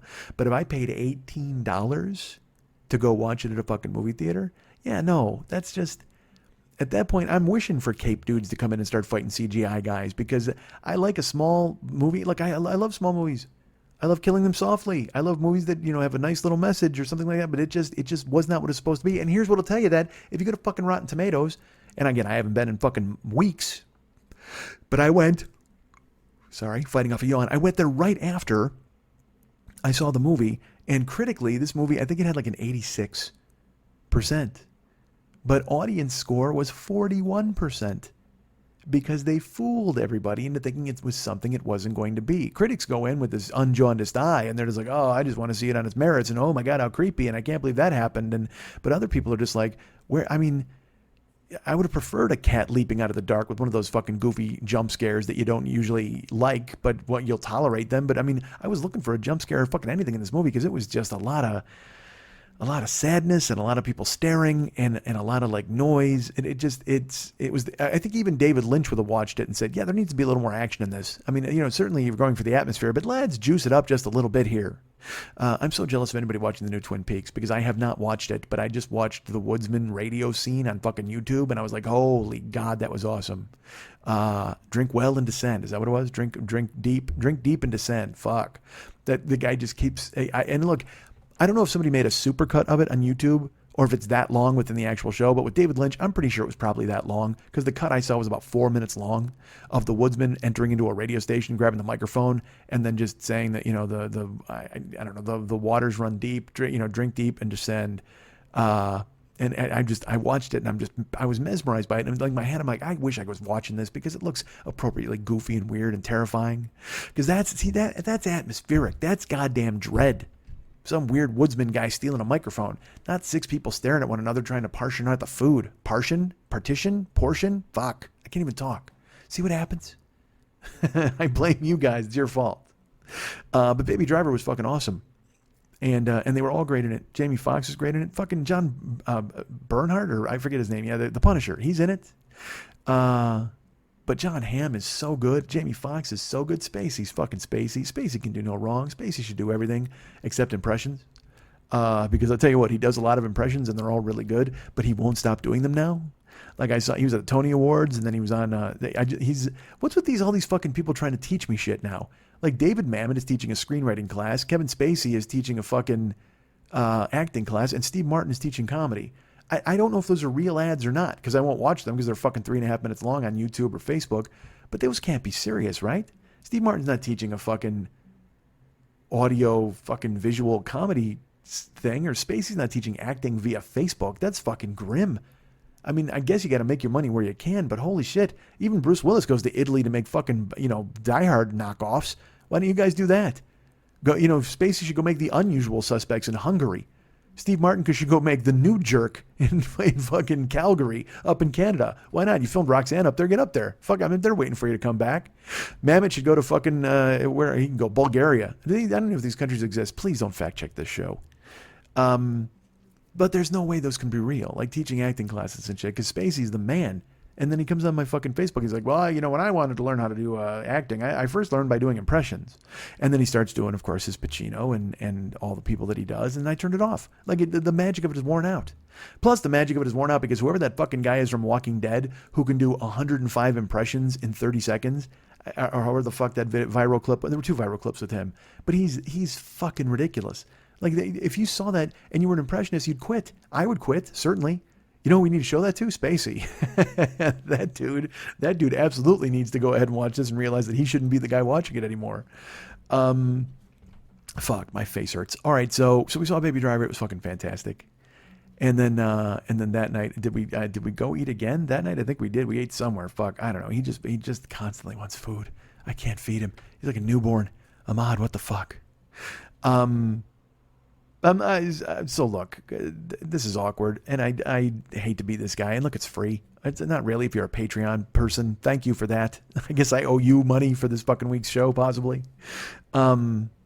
But give me a week to get my handle on it, because I just found out on Sunday that she wasn't doing this, and then Ahmad and I have been running around, and I'm like, well, I'll get my head in the game, and I'm just gonna have to wrap my head around doing the show alone from now on, and that's that. I think. I don't even know if it's true, but I should be prepared for it every fucking week, right? Instead of coming in here and whining to you motherfuckers about how fucking tough it is to do a goddamn show by myself. And it's not really that hard. I mean, I could talk, but it's got to be funny. I want to be funny in quality. I don't want to just talk and tell you shit. And then we went and had a taco, and then we had, oh my God, get this, another taco. Can you believe it? What's my life come to? I had 2 tacos in a day and went to a Target. Shut the fuck up. Just because you can talk doesn't mean you should. But I'm doing a show, so I guess I should. Really? I mean, I got to go ahead and fill the air or space some way. Maybe I learn how to drum. I got to figure something out. I'll just read aloud from books. What if I do that? From now on, that's the show will be. It'll be like a fucking weird-ass fireside chat, and then I'll read you all a bedtime story. You guys on board for that? Plug me into your iPod vagina, and I'll fucking talk you to sleep. And I look forward to getting all your suggestions when I'm in fucking Canada in 2 weeks. You guys are going to come up and go, here's what I think you should do. Oh, my God, I can't wait. Please tell me. Please move to Canada, Mike. That's what you'll say. Please move to Canada, Mike. Do the live podcast for us. Fuck the rest of the world. Hold on a plane. Please crash into this apartment so I have something interesting to talk about. That'd be fantastic. Or is that a helicopter? Even better. You know what? Shine a spotlight in my courtyard so that I know there's a murderer out there. Can you hear that noise? Probably you can't. That's even worse. That's even worse for you guys. I just stopped the fucking show to give you some non-existent noise that you can't even fucking hear. And it exists. It's an existing noise. Ahmad's making me laugh because I'm driving him all over the place, and I'll go, hey, by the way, this is the place where I had to make a left-hand turn for 7 minutes. And then the other day we were going out to my car here at the carport. I go, hey, dude, this right here is where I stood when I was swinging my cock around at my wife as she backed the car out, and then this woman walked up and she's like, hey, you need to stop that. And she went, you need to stop that. And then I had to apologize to her and get my wife to stop, and it's a long-ass story. And he starts laughing, and he goes, man, I pictured this stuff happening in all different places. And I go, nope. And he goes, yeah, I just thought it'd be a lot more people around. You'd be like down in a giant, like downtown and like buildings. I'm like, no, man, open here, right near my carport. That's where it happened. I'm sorry, I don't have any location shoots for me to swing my cock around and make people laugh. I did it right here at my goddamn house. Because even then I'm lazy. Even when I'm creating original comedy content, I do it right in my goddamn house. Why not? I got a wig. That's a callback to last week. Remember last week's show? Did it by myself. Same fucking time type of thing. God damn it. Baby Driver's great. Go see it. You should. My face hurts. I'll tell you now why my face hurts. I already said we had ramen and Dodger game tonight. And Ahmad had a Dodger dog and didn't buy me one. I was a little pissed off. I won't lie to you. I'm teasing, but sort of teasing. Well, I'm not teasing about the fact he didn't buy me one, but whatever. Why would he have to buy me a Dodger dog? It's my town. Come to town, I'll buy you a fucking Dodger dog. Who cares? But I'm poor. I'm that poor dude. Well, I'm not really poor, but I got caught. It's a weird thing. Like, my money got caught up because here's the thing. I double paid my insurance on accident, my car insurance. And so they took, which is $360 a month. Hi, how you doing? That's what happens when you have accidents. So I paid them a second $360, and then I saw my bank account had been charged twice. So I got to call and there's no way they can give me that money back. There's no fucking way my insurance company is going to go, oh, of course, you want your $360? Well, why don't we just send it right to you now? I'll tell you what, why don't you come over here and pick it up? We'll actually throw in a little extra. Let's give you $400 for your trouble. No, fuck no. They're going to keep it and go, this rolls over to next month. Slam. Because apparently their phone is a prison gate. But they slam it in my face regardless, either way. So it's kind of caught me a little weird because it's the end of the month. I got to pay rent. I got bills, blah, blah, blah, floating things around. And then Ahmad's here and I'm not driving. So we're hanging out. Because again, like I said, money comes and goes, but memories last forever. And all of my memories with Ahmad they're so worth having. That sounded sarcastic, but it wasn't meant to be. That sounded so shitty. I got to tell you, I keep telling Ahmad, I go, you can't go home. You got to stay here for like 2 more weeks. We just got to hang out and do stuff. Because, all my friends are married, man. So I don't get to fucking hang out with them or do anything. But Ahmad, he's fucking solo and he's up for anything. So like we're going to eat tacos, we're going to movies, we're fucking, it's beautiful. You know what we did today? Here's what we did. He got up in the morning and he's like, because I had told him about this place and like I already mentioned it to you now. Today we went and waited in line for fried chicken. I mentioned Howlin' Ray's. Well, we fucking did it. We went and stood in line. And I'll tell you this, they opened at 11 a.m. So we got there at 10:45. Figured we were getting a beat on everybody. We're getting the jump on the whole crew. And nope. No, when we got there, I have photos to prove it. I'll probably post them. I should probably. There were easily 100 people in line. That's my guess. And look, they were all, it wasn't 100 different parties, but certainly all those people are ordering chicken, which doesn't help. And so at 10:45 in the morning in downtown Los Angeles in 90-degree weather, the day after a holiday, there are 100 people in line for fucking fried chicken. I live in a weird fucking town. But we did it. We stood down there and we waited and we waited and we waited. And then we made dumb jokes. Like, what if we just got right to the head of the line and I just went, hi, can you use your restroom? I mean, it was just that, because Ahmad is fucking hilarious like me. That seems egotistical. He's much funnier than me. Ahmad is hilarious. I try. How about that? I can't be an egotist. But we kept doing that because there was a ramen joint and we were talking about, there was a guy who had a bag of Holland Raised chicken and he was in line. And I said, what if this guy's just here to sell back their chicken to them? And he goes, better yet, he goes, what if he's here to scalp chicken? Like he goes to the front of the line, he buys a bunch of chicken, and then he just comes out and scalps it to everybody in line. I'm like, better. That's actually better than mine. That's better than him going in and sending it back to them. Selling it, sending it. Fuck. So we wait in line for this fried chicken. And it is us and a bevy of Asians, certainly.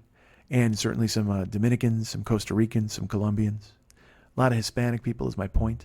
A lot of minorities is my point. Now directly in front of us is a shambolic lawyer who apparently has taken the day off to read a library book and eat hot chicken, which was weird. And then he let a woman join him in line. And I look at Ahmad, because I'm a pill. And I said, hey, man, he just let this woman cut in front of us. He goes, well, she was probably with him. And I go, she wasn't when we got here. He's like, yeah, but now they're together. I go, dude, it's been 30 minutes. You can't save a spot in line for somebody after 30 minutes. And he looks at me like, calm down. Because he's tired of me and my weirdness. And I'm like, all right. Because I mean, it makes sense, I guess. But that just drives me crazy. If you send somebody to squat in line and then you show up and go, ha, I didn't have to wait in line all this time. Now, granted, she still put in a solid 45 in the line. But still, it seemed unfair to me because I'm a weirdo and I have to worry about things that are fair at a line. I'm waiting for fried chicken. Dude, if you have nothing better to do in your life than wait in line for fried chicken for an hour and 45 minutes, guess what? You don't get to complain about anything ever. Anything at all should ever concern you. Nothing at all in your life should ever seem important ever again. So we wait at 10:45, we get there, and then it becomes 11, and then 11:15, and then 11:30, and then 12, and then finally it gets to be 12:15. We were in line for an hour and a half, and he looks, and we're still not even there. We're still 12 people from the door. And Ahmad goes, we've been here an hour and a half. I go, yeah, this is no good. And I'm like, you want to just take off? Of course, at that point we're pot committed, but then there was like this little kid. I totally showed him how to do it. All right, there was a souvenir booth because they sell garbage down in Chinatown. And they had a little yapping dog that like walks, like takes 8 steps, 1, 2, 3, 4, 5, 6, 7, 8, and then it goes yep, yep, yep, yep, yep, yep, and it just barks. So I walked up to it, and there was a little kid. He was looking right at it, and it says there's a sign that says "Do not touch the train," but it said nothing about the dog.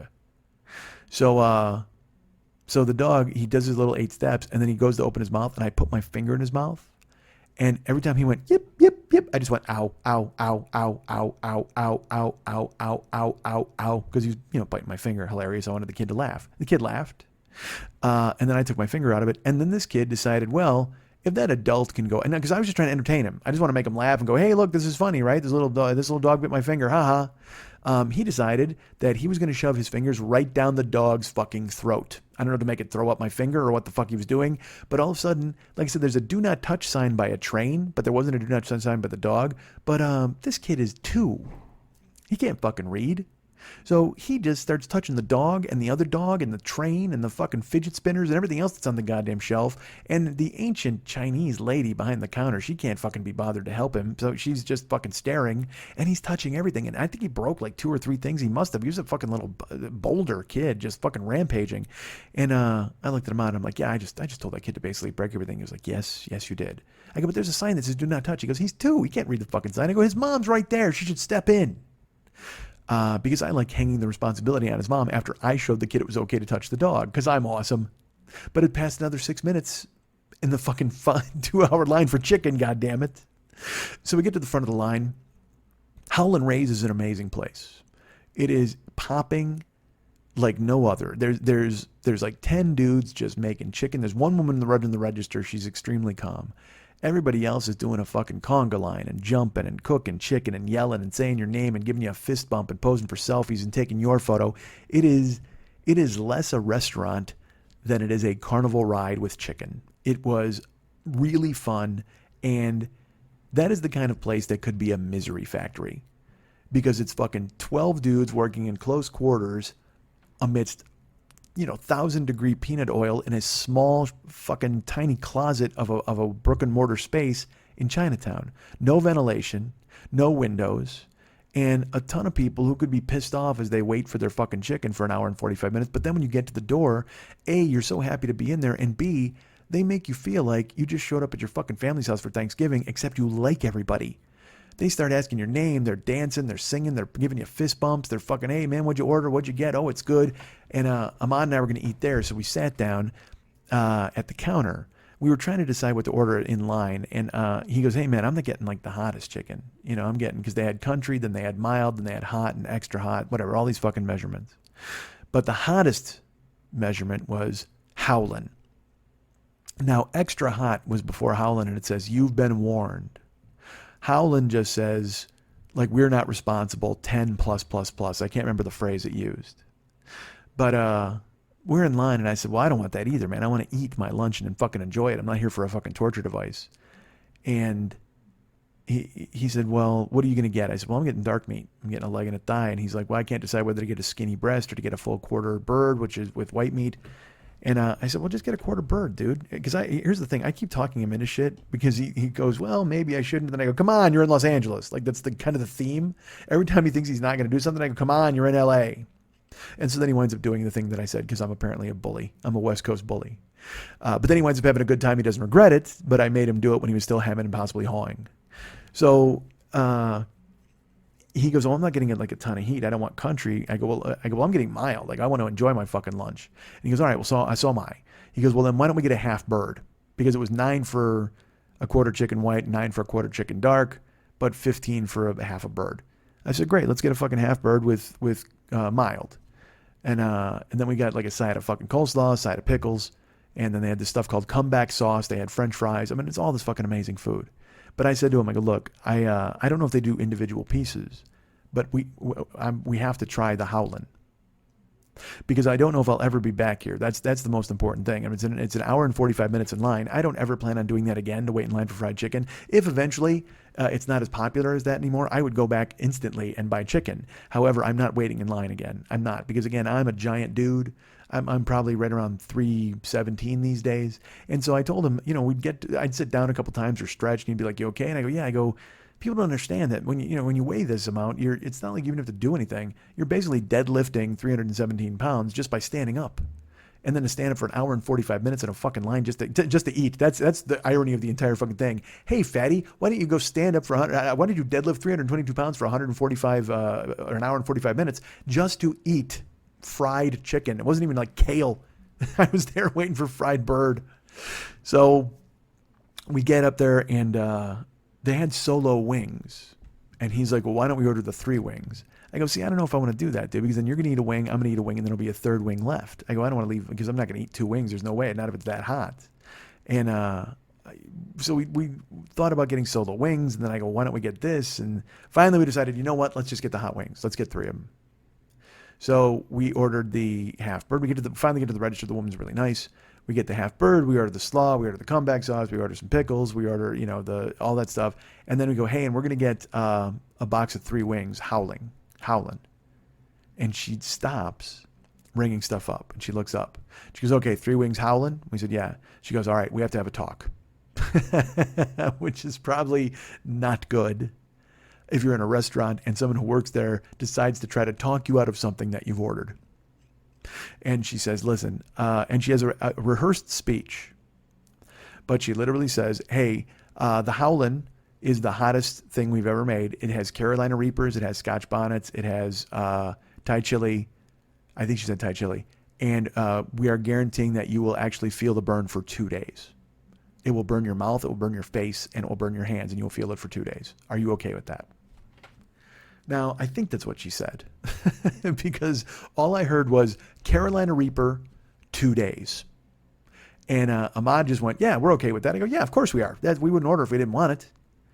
And I know I didn't hear it, but at least Ahmad fucking heard what she had to say. So we go, and I fucking grab a space at the counter. We sit down, And I look at him and I go, hey, so what did she say about the howling? He goes, I have no idea, dude. He goes, all I heard was Carolina Reaper in 2 days. So he heard exactly what I fucking heard. You know why? Because everybody's having a fucking party behind us and dancing and fist bumping and selfieing and eating chicken and smiling. And nobody's letting the very grave warning that's coming from the cashier toward the 2 neophytes who waited in line for an hour and 45 minutes to have their mouth murdered. So then the cooks engage us. There's a guy named Julie and another guy named Mike, and they go crazy. They fist bump me because I'm a Mike. And they go, what'd you guys order? And we said, this and this. And I said, we ordered the howling wings. And the 2 cooks stop and just look at us. Stare right at me. And I go, it was stupid, right? Probably stupid. And the guy goes, good luck. And I go, yeah. And he goes, yeah. And the guy goes, no, man, we all had to do it. What does that mean? He goes, we all had to do it. We all had to eat it before we worked here. We all had to have a bite of it. If we didn't finish it, that was fine, but we had to try it just so we knew what it was. I go, and what did that education bring you? And he goes, I'm just telling you, good luck. And then they look at each other and laugh. And I'm like, and I don't know if it's part of the shtick, but who cares? I'm excited. I'm there. Let's do it. By the way, I had a cooler full of water. I went and grabbed the coolers. I had 4 fucking liters of water with me, so I was prepared. And food comes out. They finish dancing. I take a couple selfies of the fucking dude. I'm trying to take a photo of the menu, and this dude thrusts his face right in front of it. First he smiles, then he makes a serious face, then he smiles. It was great. I mean, again, it was just a great time because it could have been just a monstrous, terrible, fucking awful experience because you're waiting in the heat for an hour and 45 minutes, but you made you feel at home. It was great. And then the food comes. And we got the chicken, and we got pickles, and we got bread, and the slaw is like a vinegar-based slaw, and I said, we got to get this stuff just in case we need to cool off our mouth with the thing. And I eat my fucking, the dark meat, and he eats the white meat. We eat all that stuff, and then it comes time to eat the wings. And I stare at the box. I hold it up. I show it to the fucking cook, and he just shakes his head, and he just laughs. And I look at him on, and I pull one out. Now I'm holding it in my hand, and it is so fucking dark red. Now, if you know anything about how they make Nashville hot chicken, they fry it in peanut oil, and then it's coated in like this napalm sauce with spices on top of it. I mean, it's just, I don't know who thought of it. I don't know who went, hey, you know what? I hate myself. And not only do I hate myself, I think I might want to kill myself. However, I am awfully hungry. So I'd like to kill myself very slowly with possibly hot fried chicken. If that's a possibility, if I can't kill myself, if I'm just enough of a fucking chicken that I can't pull off the job, I want to make sure I live the rest of my life in misery by making myself some hot spicy chicken that absolutely melts all of the molars in my fucking face. We're looking at these wings. They're dark fucking red. I took photos, and the guys laugh at me, and then I pull the wing out, and I'm holding it. Got it in my fucking hands. And we had decided to eat it last because I said, I don't want to ruin my fucking lunch. I want to eat the thing that I enjoy, and then we'll go ahead with the fucking homework. And I'm holding it, and I'm staring at it. And Ahmad's looking at me, and the cooks are looking at me. And, I could have torn it apart. I could have torn off a bit of the breading. I could have done anything. Here's what I did, folks. It was a chicken wing that was gigantic. It wasn't just a drumette. It had the fucking wing with a drum attached to it. It's fucking huge. And so imagine that that's like a boomerang or an L. Well, I put my face right in the L. I mean, I put both lips around this motherfucker, and I took a huge chomp out of this chicken wing, and I bit it. I'm chewing it, and I got to be honest with you. First bite that I took, because I took one bite and then took another bite real quick off the bone, and but I went for it. I wasn't fucking around, and the first bite was fine. Started to chew it, and I'm like, this is good, and then. My mouth starts burning in a way that I can only describe as if I had somehow French kissed a wasp's nest. I had stuck my lips inside of a toaster oven and let them brown evenly. It just starts burning. Now my tongue is burning as well. Okay, my tongue and my cheeks start burning, and I had bit a hole in my lip, which was not good yesterday, and that really starts fucking flaming. But I'm more concerned about the fact that my lips on the outside, like around like my beard and stuff, that's burning like a motherfucker because I put my whole face in this wing. And so my lips and everything, I didn't just bite it like a dainty bite. I fucking went for it. And I took a porno bite out of this fucking chicken wing, and my face just starts burning, like frying, like buzzing, as if somehow there were a bunch of fire ants just fucking with my face. And you know what it felt like? It felt like Thorgar came in my mouth. That's what it could possibly be, or came all over my face. Because then I'm chewing it and it's getting hotter and hotter. And so then I take some slaw and some pickles, and that doesn't help. And then I take water, and that doesn't fucking help. If anything, it's getting more intense. Then my nose is running, and I have to blow my nose. So then when I blow my nose, that hurts even worse. So I blow my nose, and it's because hot air comes out of my nostrils and all over my lips, and that just fucking intensifies the burn. Now, while I'm doing this, Ahmad grabs the wing, and he pulls off like a tiny piece and eats it. And by a tiny piece, I mean he probably pulled off what I ate too, but I'm making him look like a pussy because it's funny.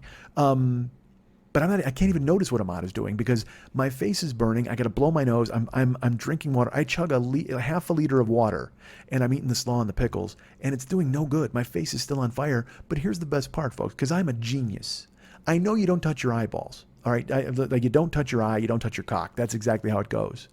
But I grab like some napkins and I blow my nose, and I'm you blow your nose, whatever, and then I finish blowing my nose, and then I grab another napkin and I wipe my mouth off, and then I wipe off I'm sweating so much. My face turns beet red, by the way. I have a photo of it, and I'm mopping my fucking brow and my cheeks with this fucking napkin.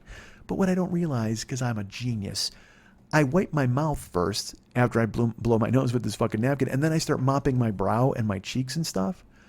Dude, all I did was I took everything that was on my lips, all of the fucking Carolina Reaper and Scotch Bonnet and all the heat and the sauce and everything, and it's on the napkin that I then rub all over my face. So now, no longer is it like I just French kissed a fucking wasp nest. Now it's like I'm going down on it. Like, I mean, I got my whole head involved, my whole face, everything is just, it is burning my eyebrows, my forehead, my fucking cheeks. Because again, I'm flush anyway because I'm sweaty and hot from eating. But now the intense burning from my lips has spread to the rest of my head. And I felt like a Three Stooges sketch. You know what I mean? Where like I just wanted to go plunge my head into a bucket of water and steam would go flying out. I mean, it was fucking brutal. And then the chefs are looking and they're laughing, but they're also high-fiving me. And I'm just like, dude. And the guy goes, yeah. And I go, why would you ever put that on the menu? Why is that on there? And the guy starts laughing. I go, why wouldn't you just sell a punch in the face? Do me a favor, just sell a punch in the face, because that's over with. You can, and then you guys have more fun. You get the Deca guy. You should just sell a punch in the fucking face. And Ahmad is eating. I see him. He's sweating like a motherfucker because he ate it, and he's drinking a Coke, and he's trying to eat slaw and pickles, and I'm chugging water. I chugged like almost a whole liter bottle of water. Along with and that's not good for me. I can't drink water when I eat because again, I got that fucking tiny ass stomach that got fucking sawed in half or whatever the fuck. So I'm trying to make that work, and my face is just throbbing intensely. It felt like it was just swollen and burning. My face was a hemorrhoid. That's what it was. My face became a fucking hemorrhoid. I probably could have covered myself with Preparation H and fucking fixed the whole goddamn thing because my head was just throbbing and swollen. It was burning. It was fucking itching. It was messy as fuck. And Ahmad too, same deal. And we were just fried. I mean, and we just sat there, and I'm trying to recover. I'm using napkins. I'm mopping my fucking brow. I'm staring, and I catch myself. It's so funny. You're just trying to come down, because you also get that fucking endorphin blast. So I'm just staring at the counter, and I'm trying to come down, and I'm looking straight ahead, and a guy sits down next to me to eat a sandwich, and one of the chefs goes, he looks at that guy, and he goes, hey, you don't want to wind up like this guy. Be careful how you eat here. He points at me, and I realize I looked a mess because I'm just like, whew.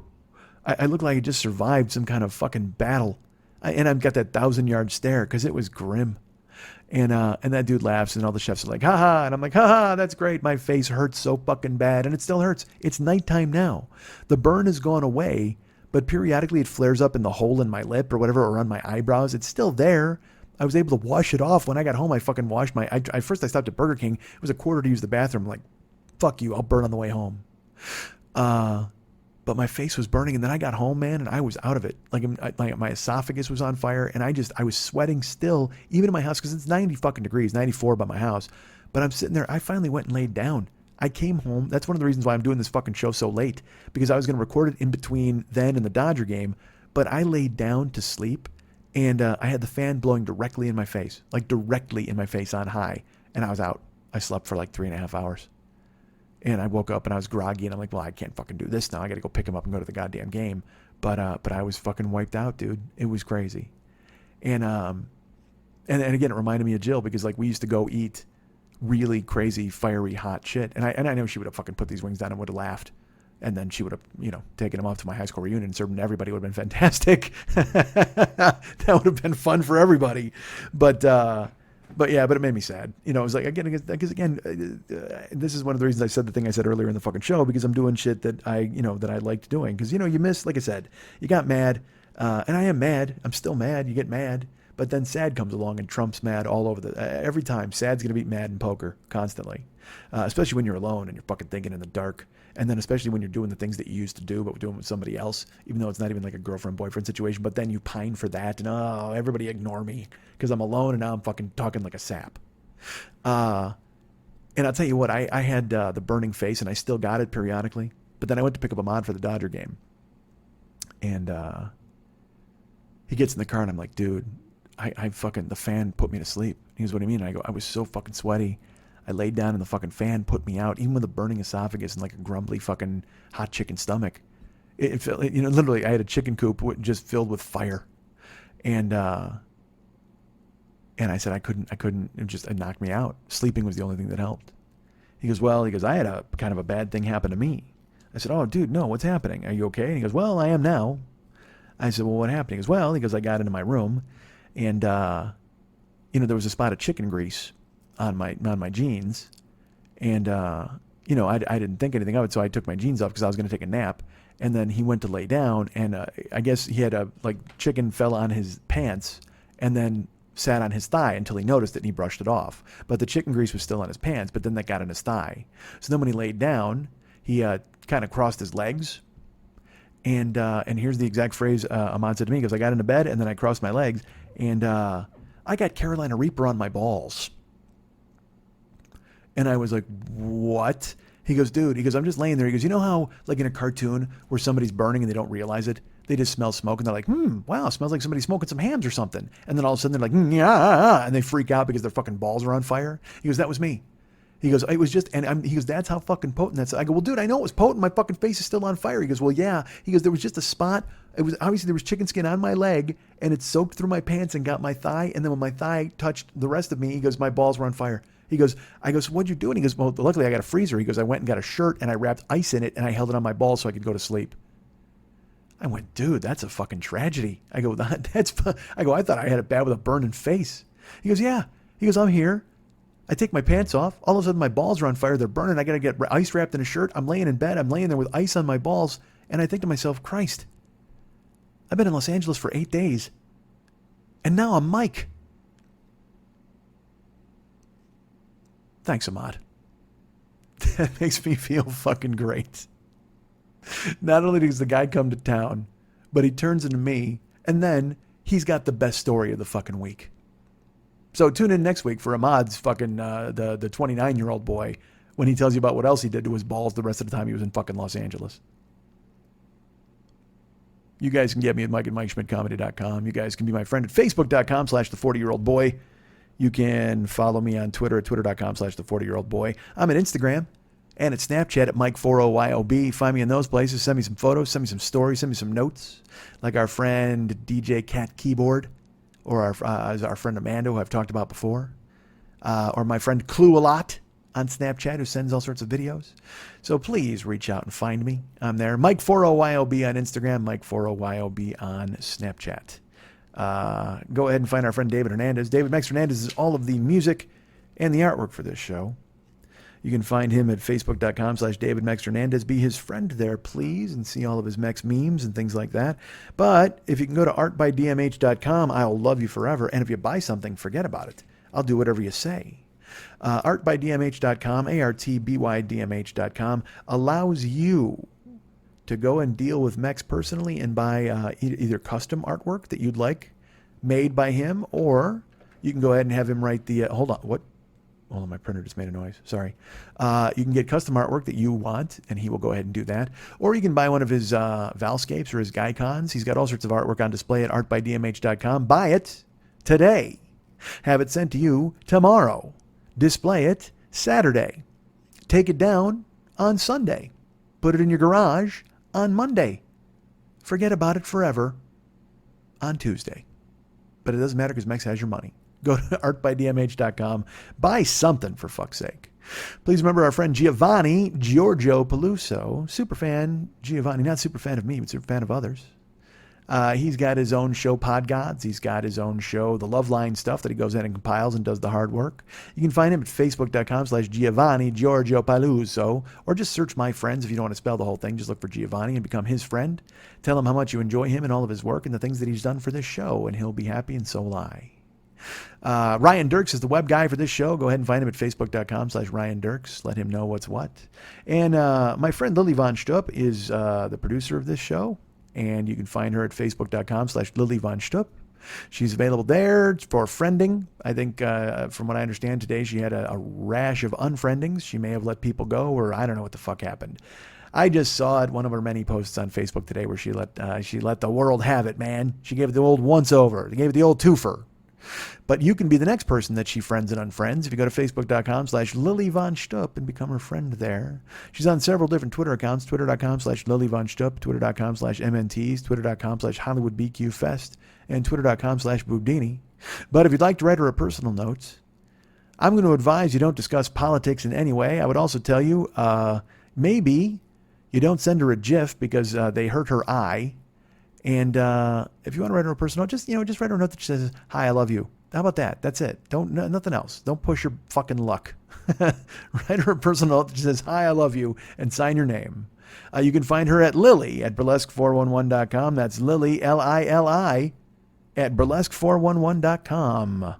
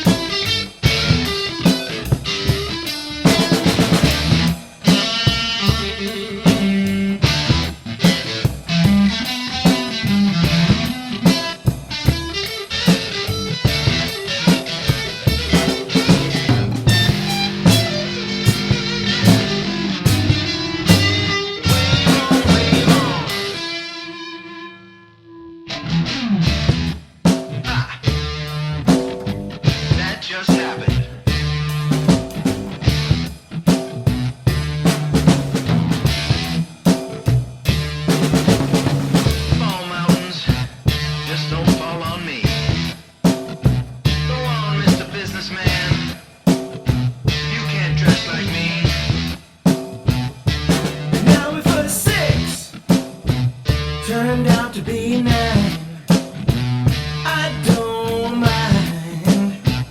I don't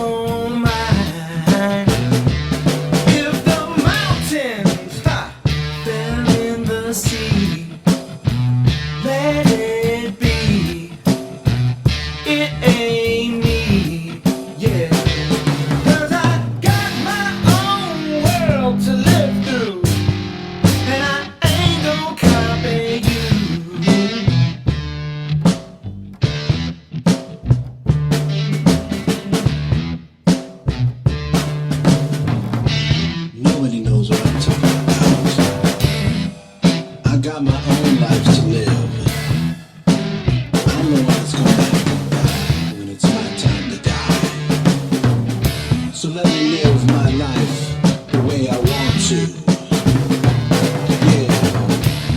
Yeah, sing on, brother. Play on drummer now.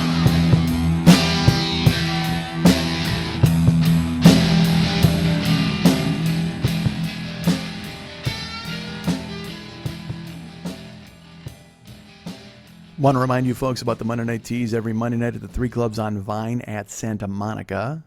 I know the producer of that show. Her name is Lily Von Stupp. She's a terrific person and a wonderful producer. She's the best of the best, and you should go check out the Monday Night Teas. She had a huge show this past week. I will tell you that I did not attend.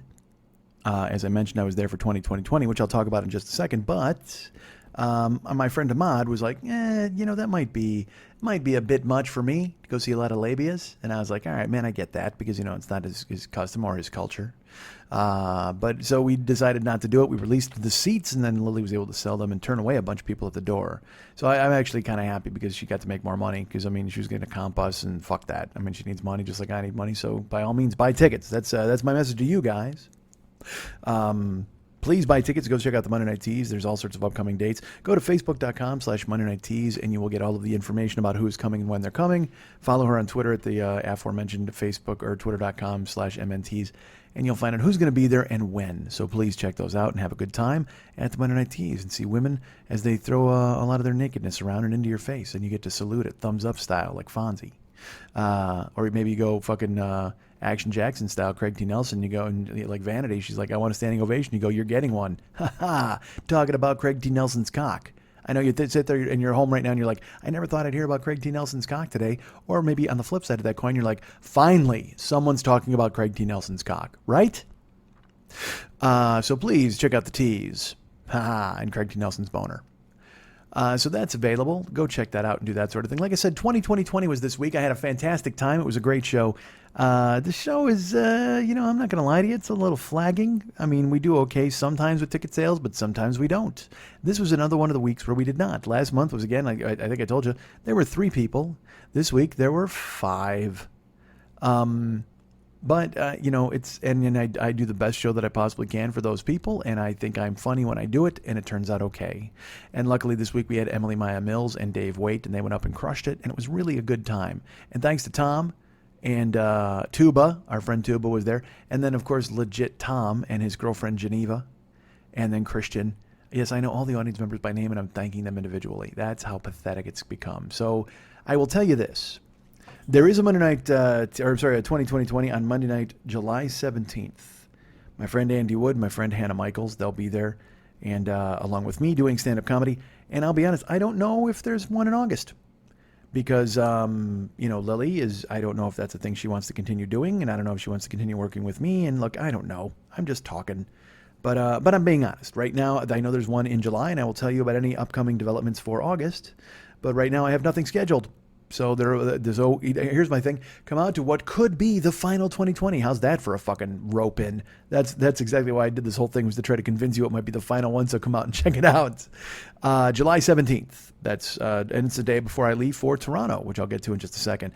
But July 17th, please come out to me, Andy Wood, and of course Hannah Michaels as we do 2020 to the best of our ability and try to be funny in the heat and the sunlight. Come and check it out. It should be a lot of fun. If you want to be an Uber driver, use my code DJZW1YTTUE. Jesus Christ, I'm going to fuck up the code. Really? DJZW1YTTUE. Use that code if you want to become an Uber driver, and then I get a cut. You get some money as well. If you want to be a Lyft driver, use Mike720057. That's all caps Mike 720057. Or if you're going Uber, all lowercase DJZW1YTTUE. And look, they've started the 180 days of making things better for drivers. So why wouldn't you get involved now to make me some goddamn referral money so I could sit in my house and do nothing? Please. I demand you make me the Uber pimp. Again, like I've mentioned 2020, I've mentioned the Monday Night Teas. We've got all sorts of stuff coming up now that you should be checking out. I'll be in Toronto, just hanging out right now. I don't know if I'm doing a show or not. I haven't heard from Ken. I got a feeling I'm not going to this comedy show. This Moranis Dave Thomas thing. They've been putting Ken off quite a bit. And pushing them to the side and going, well, no, you've got tickets, but it's a matter of when. And well, we think you've got. Look, I don't fucking care. I'm going. I'm gonna have fun for 3 days. I'm gonna get there on Tuesday. I'll be there Wednesday. I'll be there Thursday. Probably leaving Friday morning. I still haven't bought a flight home yet. I got to check out where that's gonna be from. Probably from Buffalo.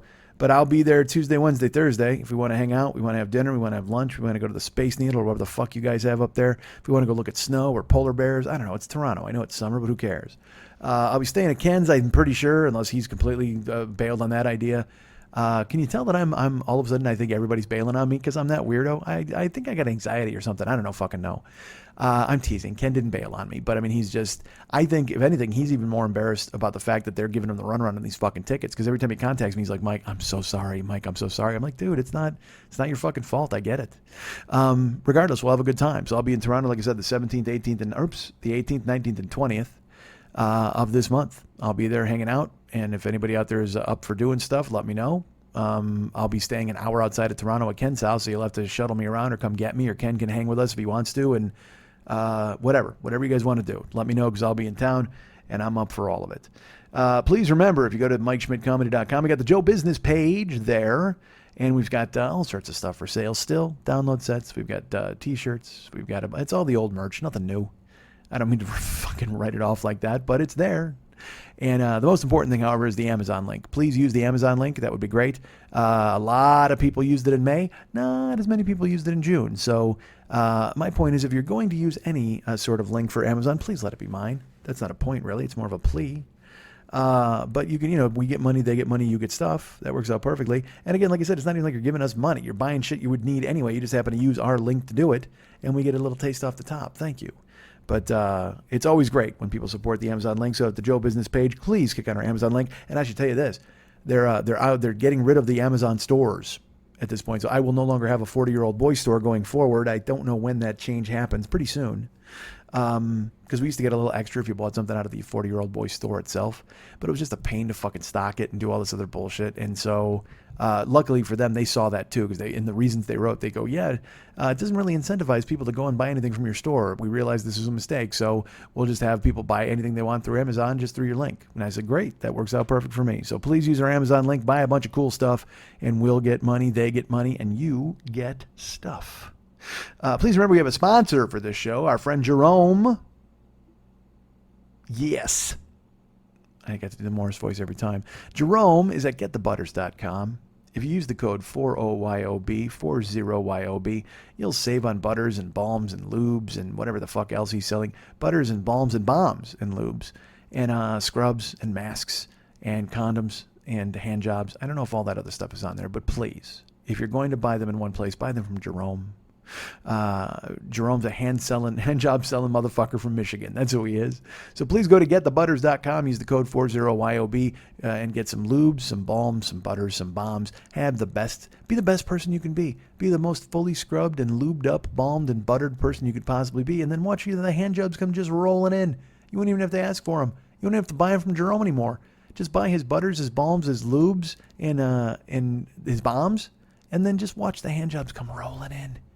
You'll be rolling in the hand jobs, like Adele rolling in the deep.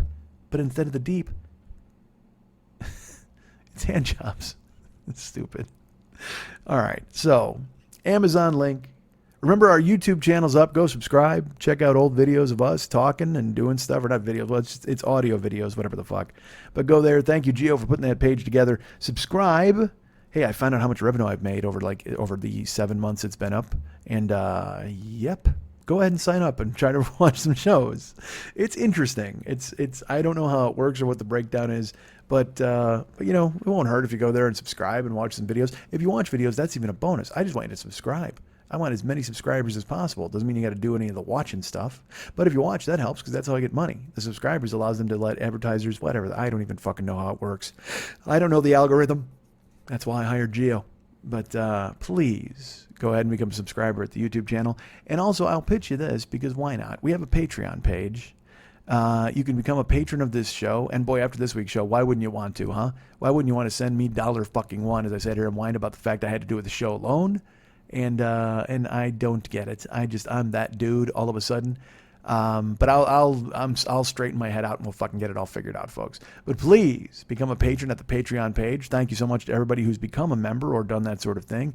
And I keep threatening to put up content, but I will tell you this: when Ahmad leaves town, because he leaves town on Friday, and then I got to drive like a bastard over the fucking weekend. But Monday, there's a Patreon update definitely coming, and there might be some video, there might be some audio, there might be just me talking, might be some photos. Who the fuck knows? But definitely Monday, there will be a Patreon update. So a lot of stuff for the Super Angry Guy Gene Happy Good Time Yelling Hour, stuff from the interlude, stuff that I've just been sitting on and I haven't been able to put in there, but I'm going to this Monday. So why not become a member before then so you can go ahead and see what it all is. And all of you people who have been patient and waited as long as you have, thank you. You're very nice. As a matter of fact, don't join. Nobody joined this week. Let the people who were there from the jump go ahead and experience this new video, and then you give them a couple of days, and then you can come in and look at it yourself. That seems fucking impractical, but it exists. It's now in the ether, and I've said it. But there will be a Patreon update coming this Monday. But if you want to become a member, go to the Patreon page. And I think I'm Mike40YLB on there. Just Google Mike Schmidt Patreon, and it comes up, and you can become a member, man. And right now we're because we've lost people. People have donated and quit. People have or just lowered their pledge. And then there are people who've raised their pledge, like our friend Wayne and our friend KC in the past couple of days. Thank you. But I will tell you that we were over $800 for like a month. And now I think I get $790. So I'm at $790 a month for the Patreon page, earning every cent, as this week will tell you, probably. But please go ahead and sign up for that. That's great. It keeps us going. And like I said, I'm going to Toronto, but I really want to, I even go KC fell through. I'd like to try to work on a show there. I want to go do fucking shows, man. I don't want to do this. I don't want to sit here and I don't want to Uber and I don't want to fucking drive people. I want to go out and talk to you people. Because here's the thing, and this is going to sound dumb, but it's true. Like I have so much material. I started to think about it. Like at 2020 on Monday, I told the story about when I had to eat salt in high school at the eating contest. And I remembered that story because, again, Joey Chestnut was going to be eating hot dogs on the 4th of July. I go, well, this ties in. And then I was going to tell the pie eating contest story, but I didn't even get to it because it's only 20 minutes. And you know me, I'm talking in fucking circles the whole goddamn time. Well, on the road, I won't have to fucking have a 20-minute limit. I can come in and do an hour show or a 2-hour show, and you'll laugh at this. Doing this podcast, I feel that my life has become small. I mean, I just feel that it has. I Uber, I Lyft, I try to stay alive. And it doesn't lend itself to stories except for the fact that Uber people will suck. And I always want to bring you triumphs and whatever the fuck. Well, if I go on the road, I can tell you stories from the show in the past. I can actually bring to life stories that you consider favorites from the show itself, or I can actually try to better some material. Now, look, I'm telling you that now, knowing full well when I get to your town, I'll talk for an hour about nothing before I even get to a story, because that's unfortunately how I do things. Or fortunately, or maybe that's what you want to see. I think it is. That's the feedback I get from people. They kind of want to see the magic trick unfold in front of their eyes, which is great. And I appreciate it. But I also want to have some stories, and I'd like to possibly do another CD. And I can only do these things by getting on the road, and I can only get on the road by having the Patreon, boosted or do what it can. I mean, and I know you're thinking to yourself, fuck, Mike, you make almost $800 a month from Patreon, which is great. And it should be channeled back into the show, but unfortunately it's channeled into my life and trying to keep me alive. And what the fuck? You don't give a shit, right? No, you care. Everybody cares. Fuck. The point is, become a patron. Because, right now I think I've got like 86 people, and I know how many people of you are listening. So, and if you want to, if even half of you gave $5 a month, forget it. I could do a show every goddamn week. So, and not that you care about that, or maybe you do. I don't know. I just throw it out there. Look, here's what I want. I don't really care what you people want. Here's what I want to fucking do. I want to do a show in every goddamn town in America, and I want to do it every goddamn week. So give me some fucking Patreon money. What the hell do you think you're doing? What are you going to do? Spend it in the afterlife? You're going to die soon. We all are. So fucking cough up the money, man. Let me come to you and thank you in person. Let me do a show. Come see me live. Nobody wants to do any of that. I just told you I'm selling 3 to 5 tickets a week for 2020 or a month. And now I'm telling you, hey, man, everybody wants me to come to their town. Nobody does. But that would be the way to grow the show, to get more people to fucking want me to come to their town. Hi, that's how everything works. Ha, ha, ha. And now I'm going to go bury my face in ice. I am. I'm just gonna go down on a fucking ice princess. I'm gonna go find some chick who's just like literally a snow woman. I'm gonna build a snow woman. I'm gonna go to Big Bear and bury my face in between the legs of some fucking snow princess. Because, and here's the thing, dude, we went ahead and we did this today. Even with me saying to him, I go, look, are you sure you want to do this? Because I absolutely wanted to do it, but I didn't want to trick him into doing it. I go, are you sure you want to do this? He goes, yeah. And I go, I really want to do it, but I'm also a little weirded out because we're gonna fuck ourselves up. And tomorrow, which is Thursday, which is today when you're hearing this, possibly, unless you listen later, we're going to eat $1,000 worth of fucking sushi, dude. Like, we're going to a place where it's $500 a person, and we're going to walk in there with fucking fire mouth from fucking bullshit chicken that we waited in line for. Are we sure we want to do this?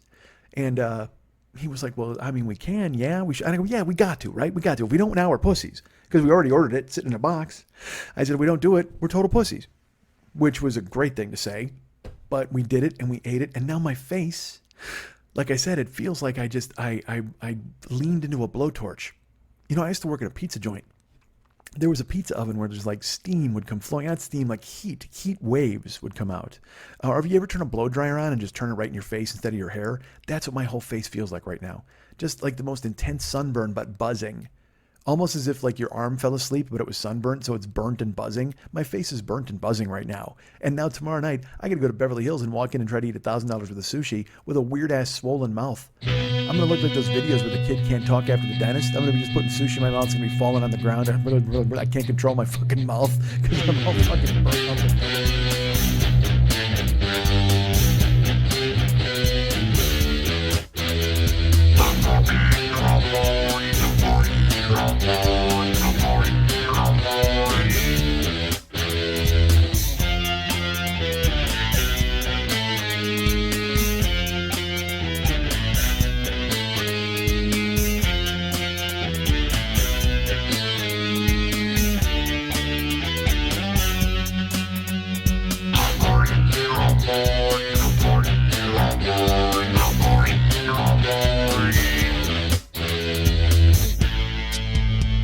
There's nothing lonelier than being trapped inside yourself.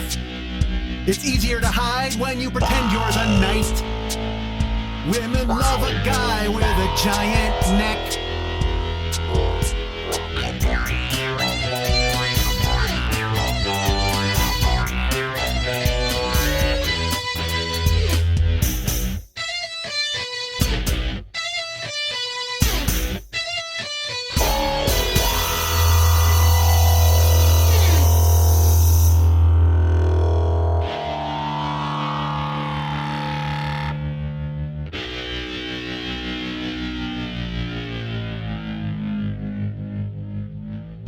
We here, we are playing on a level that most will never see.